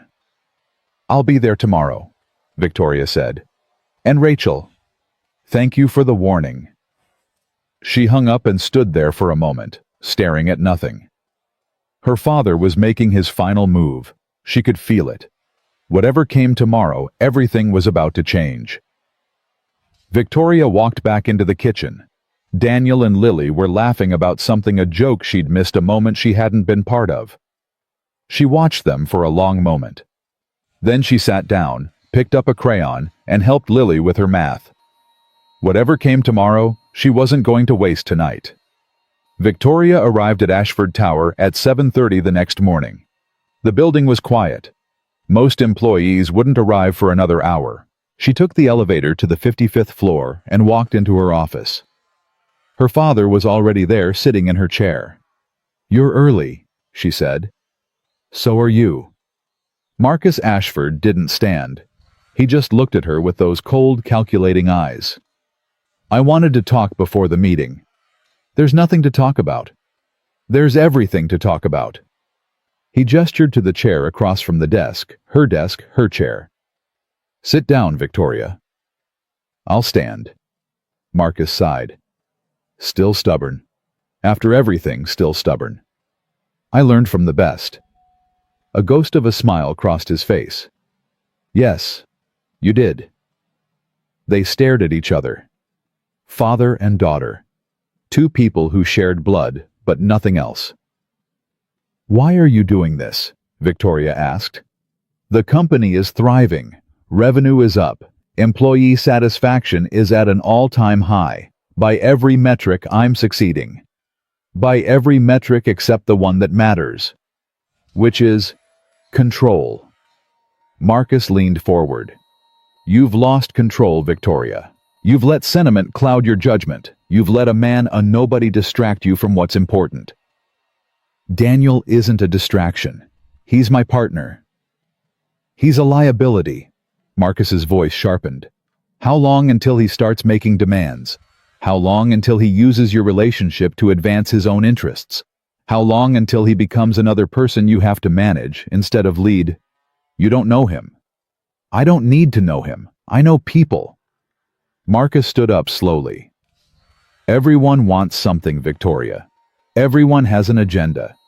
The only way to protect yourself is to never let anyone get close enough to hurt you. That's not protection. That's prison. It's survival." "No, father." Victoria shook her head. "It's death. Slow, cold, lonely death." Marcus's expression flickered, just for a moment. Then it hardened again. "I didn't come here to argue philosophy. I came here to give you one last chance." "To do what?" "To save yourself." Wait. Marcus pulled an envelope from his jacket pocket. "This is a resignation letter. Pre-dated, pre-signed by me as acting chairman. All you have to do is add your signature, and this all goes away." "Goes away?" "The board meeting, the investor pressure, everything." Marcus set the envelope on the desk. "You resign gracefully. I take over as interim CEO. You keep your shares, your money, your position on the board. You just step back and let me fix what you've broken."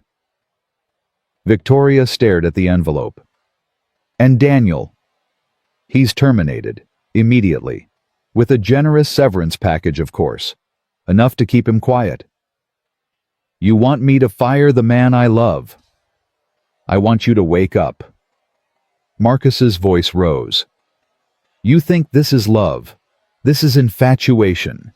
This is a fantasy you've constructed because you're lonely and scared and desperate for someone to tell you you're good enough. That's not... I've seen this before, Victoria.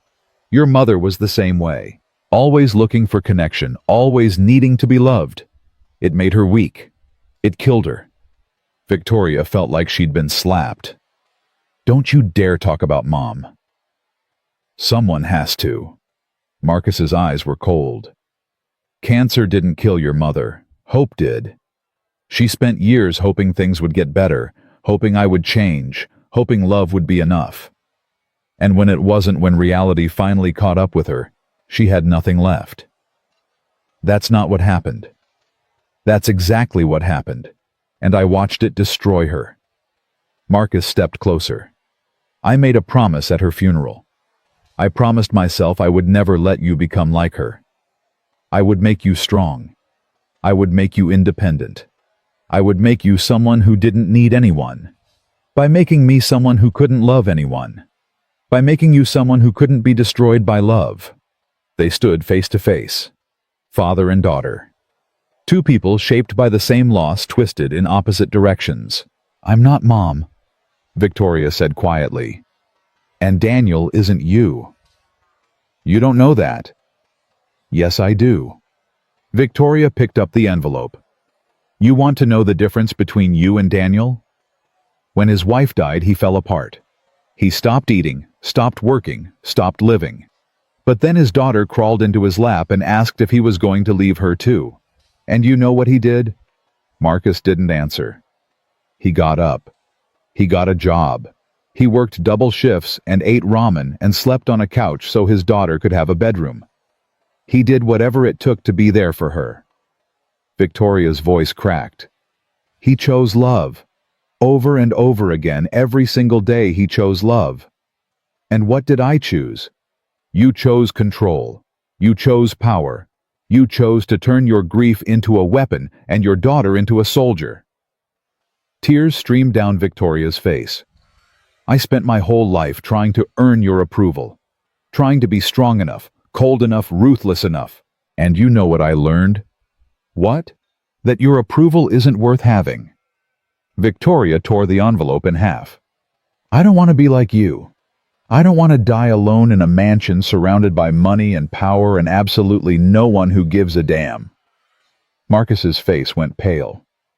Victoria. I'm not signing your resignation letter. I'm not firing Daniel. And I'm not letting you control me anymore. She threw the torn envelope on the desk.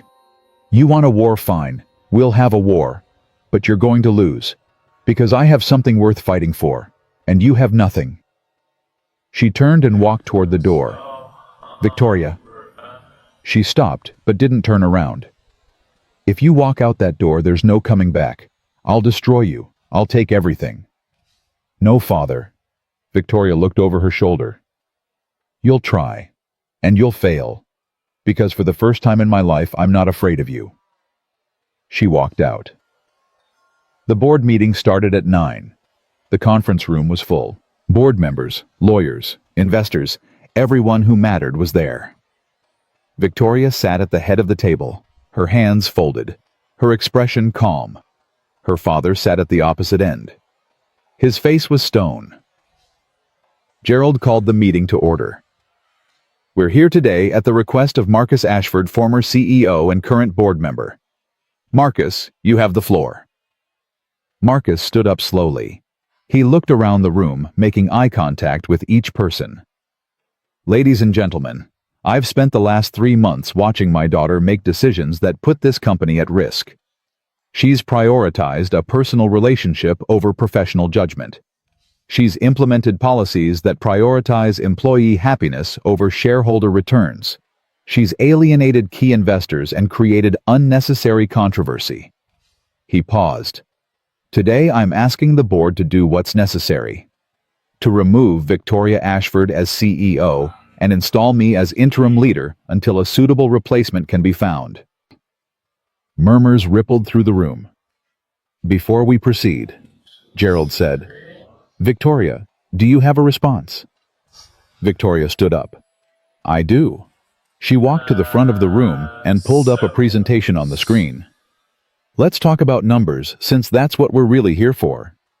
She clicked to the first slide. In the 3 months since I implemented new employee policies, revenue is up 8.3%. Guest satisfaction scores have increased by 14%. Employee turnover has dropped by 15%. She clicked to the next slide.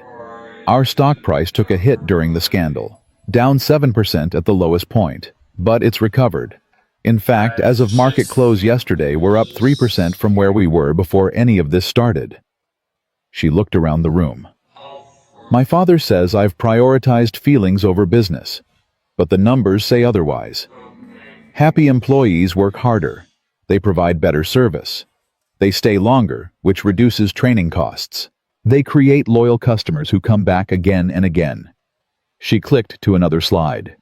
This isn't just about me and Daniel. This is about a fundamental question. What kind of company do we want to be? Do we want to be a place where people are afraid to show any humanity? Or do we want to be a place where people can bring their whole selves to work? She turned off the presentation. My father built this company on fear, and for a long time it worked. But the world is changing. The best employees, the ones who will determine whether this company thrives or dies, they don't want to work for dictators. They want to work for leaders who see them as human beings. She looked directly at her father. I am not my father. I will never be my father. And if that's what this board wants, if you want someone who rules through fear and thinks love is weakness, then go ahead and remove me. I won't fight it. She paused.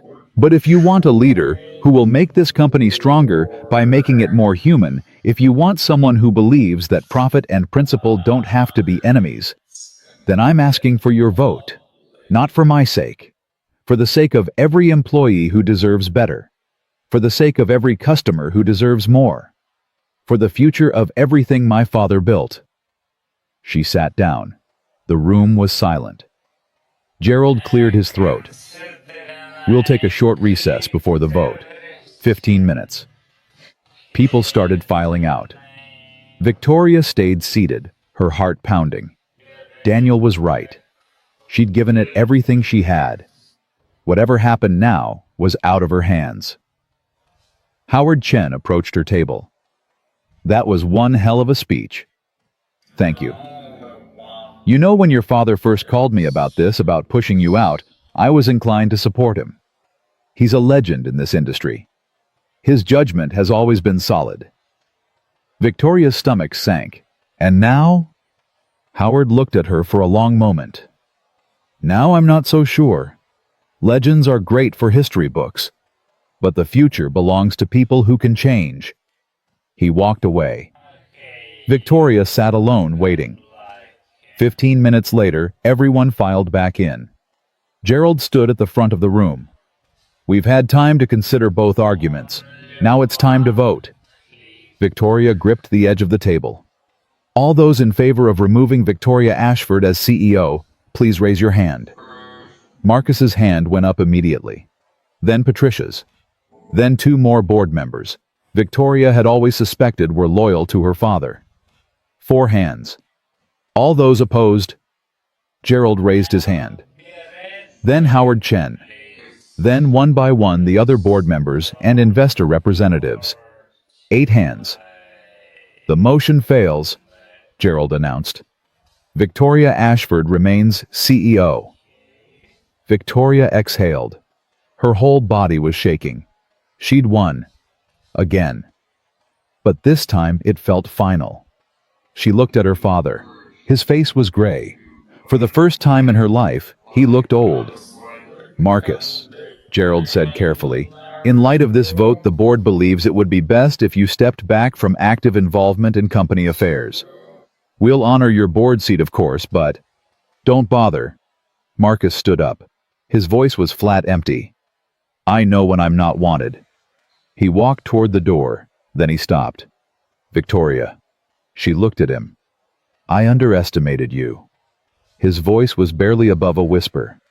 I thought I made you strong by making you hard, but you found a different kind of strength. He paused.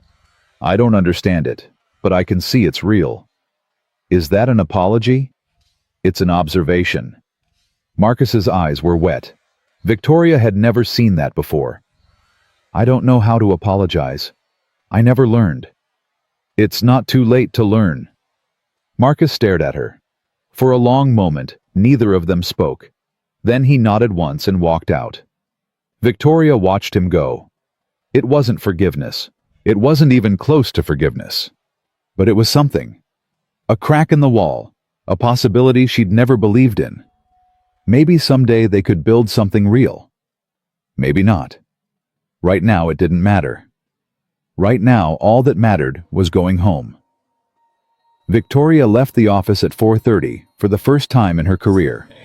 Her assistant looked shocked. Miss Ashford, you have meetings until... Cancel them. All of them. All of them. She took the elevator down, walked out of Ashford Tower, and hailed a cab. Where to? The driver asked. Victoria gave him the address of Lily's school. 20 minutes later, she stood at the front steps waiting with the other parents. A few of them recognized her and whispered to each other. Victoria didn't care. The school bell rang. Kids came pouring out. Lily spotted her immediately. Victoria. She ran across the playground and threw herself into Victoria's arms. You came to pick me up. I did. But you never pick me up. Daddy always picks me up. Well, today is special. Victoria crouched down to Lily's level. I wanted to surprise you. This is the best surprise ever. Lily grabbed her hand. Can we get ice cream? Absolutely. They walked to the ice cream shop on the corner, the same one Daniel had taken Lily to on that first night. Lily got chocolate chip. Victoria got strawberry. Victoria, Lily said between licks. Yes, sweetheart. Are you going to marry Daddy? Victoria almost choked on her ice cream. What? Sophie's mom says when grown-ups love each other and live together, they get married. You love Daddy, right? Yes, I do. And you live with us, right? Yes. So are you going to marry him? Victoria thought about it. Really thought about it. 6 months ago, the idea would have terrified her. Marriage meant vulnerability. Marriage meant giving someone the power to hurt you. But now, I hope so, she said honestly. Lily beamed. Me too. Then you'd be my real mom. Victoria's throat tightened. Lily, I need you to know something. What? Even if your daddy and I don't get married, even if things don't work out the way we hope, you will always be my family. No matter what happens, I will always love you. Okay. Lily's eyes went wide and serious. You promise? I promise. Okay.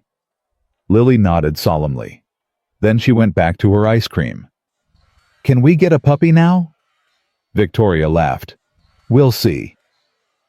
That evening, after Lily was asleep, Victoria and Daniel sat on the balcony of the penthouse.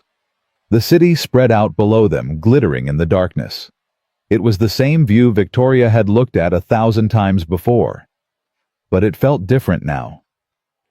So, Daniel said, you won. I won. How does it feel? Victoria thought about it. Quiet. Quiet. For so long I've been fighting. Fighting my father, fighting the board, fighting myself. And now it's over, and I don't know what to do with the silence. Daniel reached over and took her hand. You fill it with something else. Like what? Like this. He squeezed her fingers. Like us. Like Lily. Like waking up every morning next to someone who loves you. Victoria leaned her head against his shoulder. I talked to Lily today. She asked if we're going to get married. Daniel went very still. She did. And what did you say? I said I hope so. Silence. Then Daniel laughed. Well, I guess that ruins my surprise. Victoria sat up. What? Daniel reached into his pocket and pulled out a small velvet box. Victoria's heart stopped. I was going to wait, Daniel said.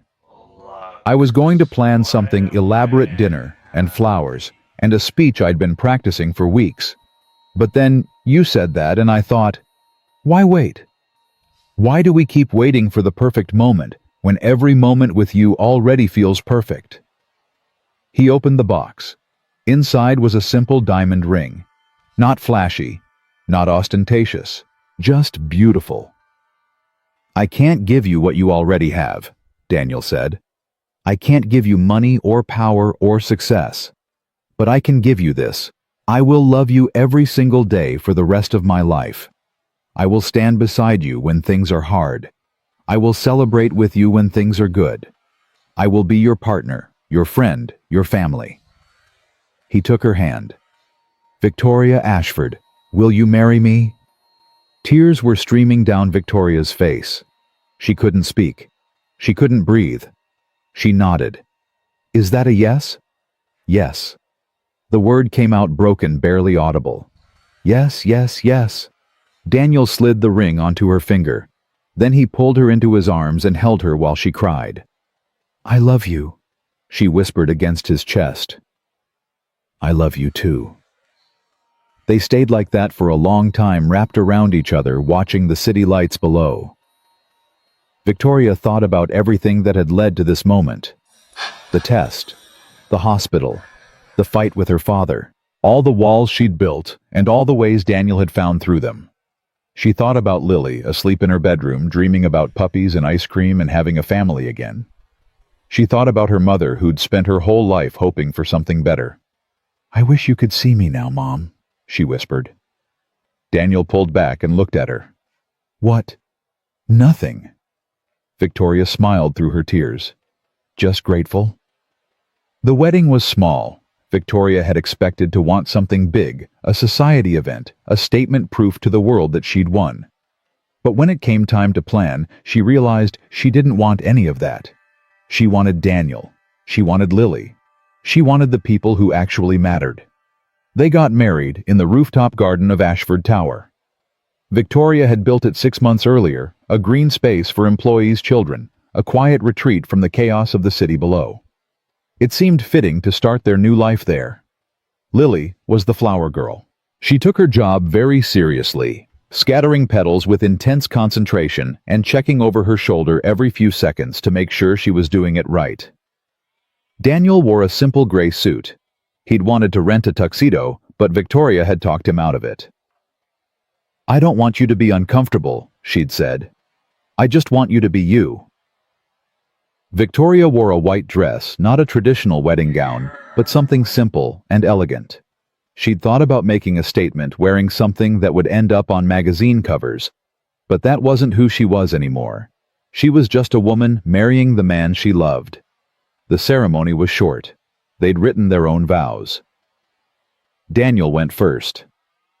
"Victoria, 6 months ago, you walked into my life and turned everything upside down. You were cold, intimidating, and honestly, a little terrifying." Laughter rippled through the small crowd. "But underneath all that, I saw someone who was desperate to be loved. Someone who'd been hurt so many times, she'd forgotten what it felt like to trust. Someone who needed to be reminded that she was worthy of love." His voice cracked. "I'm not a poet. I'm not good with words. I can't promise you poetry and grand gestures. But I can promise you this: I will love you every single day. Even when you're difficult. Even when you're stubborn. Even when you work too late and forget to eat dinner." More laughter. "I will love you in the quiet moments and the loud ones. In the victories and the defeats. For the rest of my life, I will love you." Victoria wiped her eyes. Then it was her turn. "Daniel, I spent 34 years building walls. I convinced myself that I didn't need anyone, that love was weakness, that the only way to survive was to stand alone." She took a shaky breath. "And then you looked at me in my office, after I'd just tried to destroy you, and you asked me not to tell your daughter. Not because you were ashamed, but because you loved her so much that protecting her belief in you was more important than your own pride." Tears streamed down her face. "In that moment, I saw something I'd never seen before. I saw what real strength looks like. Not the cold, hard, ruthless strength my father taught me, but something deeper. Something that comes from loving someone so much you'd do anything for them." She looked at Lily standing beside her father, clutching her basket of flower petals. "You and Lily saved me. You showed me what I'd been missing. You gave me a family." She turned back to Daniel. "I don't have beautiful words either. But I have this: I will spend the rest of my life earning the love you've given me. I will be the mother Lily deserves. I will be the partner you deserve. And I will never ever take for granted the miracle of being loved by you." Daniel reached out and took her hands. The officiant smiled. "By the power vested in me, I now pronounce you husband and wife. You may kiss the bride." Daniel pulled her into his arms and kissed her. The small crowd cheered. Lily jumped up and down, shouting, "Yay, Mommy, Daddy, yay!" Victoria laughed against Daniel's lips. "Mommy," she whispered, "I like the sound of that." "Get used to it," Daniel said. "She's going to say it about 1,000 times a day." "Good." They held hands and walked back down the aisle as husband and wife. The reception was simple. Dinner, dancing, laughter. Victoria had never been to a party that felt so warm, so real, so full of joy. At one point, she slipped away from the crowd and stood by the edge of the rooftop garden. The sun was setting, painting the sky in shades of gold and pink. Daniel found her there. "Hey, you okay?" "I'm perfect." Victoria leaned against him. "I was just thinking." "About what?" "About a year ago. I was standing in my office looking out at this same city feeling completely empty. I had everything, money, power, success, and none of it meant anything. And now..." Victoria turned to look at him. Behind them, Lily was dancing with Marcus, not Victoria's father, but Marcus the line cook from the hotel, who'd become like an uncle to her. "Now I have something worth more than all of it." Daniel put his arm around her. "You know, when you first walked into my life, I thought you were going to destroy me. I almost did." "Yeah," he smiled. "But instead you saved me. I think we saved each other." They stood there watching the sunset, listening to the laughter behind them. "Victoria."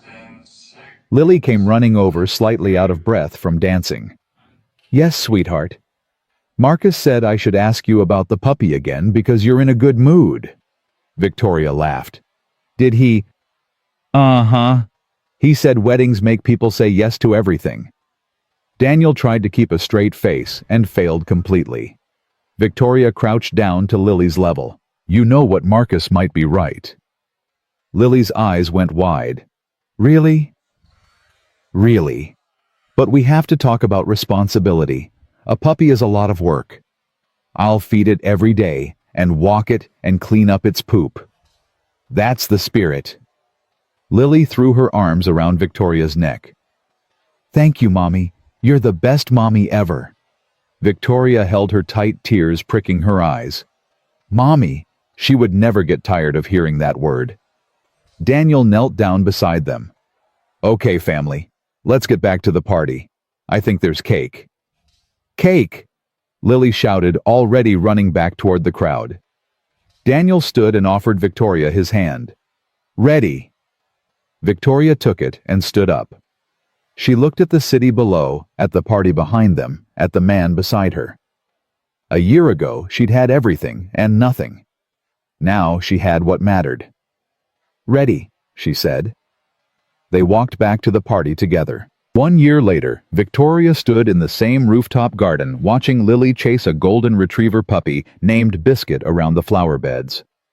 Daniel was beside her, his arm around her waist. "You're quiet," he said. "Just thinking. About how different everything is." Victoria leaned her head against his shoulder. "A year ago, I was sitting in a board meeting, trying to prove I was strong enough to deserve my father's company. Now I'm standing in a garden I built watching our daughter play with a dog married to a man who loves me." "Our daughter," Daniel repeated. "I like the sound of that." "So do I." The adoption had been finalized 3 months ago. Victoria was officially Lily's mother, not just in her heart, but on paper too. It was the proudest moment of her life. "Any regrets?" Daniel asked. Victoria thought about it. Really thought about it. She thought about her father who'd moved to Palm Beach and rarely called anymore. The last time they'd spoken, he'd asked about Lily. It wasn't an apology. It wasn't forgiveness. But it was something. She thought about the company which was thriving under her leadership. Revenue was up. Employee satisfaction was at record highs. They'd been named one of the best places to work in the hospitality industry. She thought about the penthouse, which was no longer spotless and empty. Lily's drawings covered the walls. Biscuit's toys were scattered across the floor. It smelled like cookies and dog fur and life. "Not one," she said. Lily ran over out of breath, Biscuit yapping at her heels. "Mommy." Daddy Biscuit learned a new trick. Watch. She held up a treat. "Sit, Biscuit." The puppy sat, tail wagging furiously. "Good boy." Lily gave him the treat. "See, I trained him." "That's amazing, sweetheart," Victoria said. "You're such a good puppy, Mom." "I know," Lily beamed. "Can we get another puppy?" "Nice try," Daniel said. One is enough. But Biscuit gets lonely. Biscuit has you. That's plenty of company. Lily huffed dramatically, but didn't push further. She'd learned that Daddy's no usually stuck, but Mommy could sometimes be convinced. Victoria smiled. Her daughter was already a brilliant negotiator. The sun was setting. The city glowed gold beneath them. "We should head inside," Daniel said. "Dinner's almost ready." 5 more minutes, Victoria said. "You always say that." "Because there's never enough time." Daniel pulled her closer. "There's plenty of time. We have the rest of our lives." Victoria looked at him. At the man who'd changed everything. Who'd seen through her walls and loved her anyway. Who'd given her a family when she didn't know she needed one. "I love you," she said. "I love you too." Lily ran back over Biscuit at her heels. She squeezed between them one hand, grabbing Daniel's one hand, grabbing Victoria's. Group hug. They pulled together, the three of them, and one very excited puppy. Victoria held them tight and looked out at the city. She thought about the woman she used to be. Cold, alone, convinced that love was weakness. She thought about the woman she was now. A wife, a mother. Someone who knew that love wasn't weakness at all. Love was the only thing that made any of it worthwhile. Her father had spent his whole life building an empire. He'd sacrificed everything: his marriage, his daughter, his humanity, for money and power and control. And in the end, he'd ended up alone. Victoria had almost followed the same path. She'd almost lost herself to the same cold, empty pursuit of success. But then a man had walked into her office, refused to beg for his job, and asked her not to tell his daughter he'd failed. And everything had changed. "Mommy!" Lily looked up at her. "Why are you crying?" Victoria wiped her eyes. "I'm not crying, sweetheart. I'm just happy." Happy tears. The happiest. Lily nodded seriously. "Daddy cries happy tears sometimes too, usually when I give him drawings." Daniel laughed. "That's true. Your drawings are very emotional." "Because I put love in them," Lily said, like it was the most obvious thing in the world. Victoria knelt down and hugged her daughter. "You put love in everything you do, baby. That's what makes you so special." "You too, Mommy. You put love in everything too." Victoria's heart was so full she thought it might burst. She stood up, took Daniel's hand, took Lily's hand, and started walking toward the elevator. Behind them, the sun finished setting. The city lights flickered on.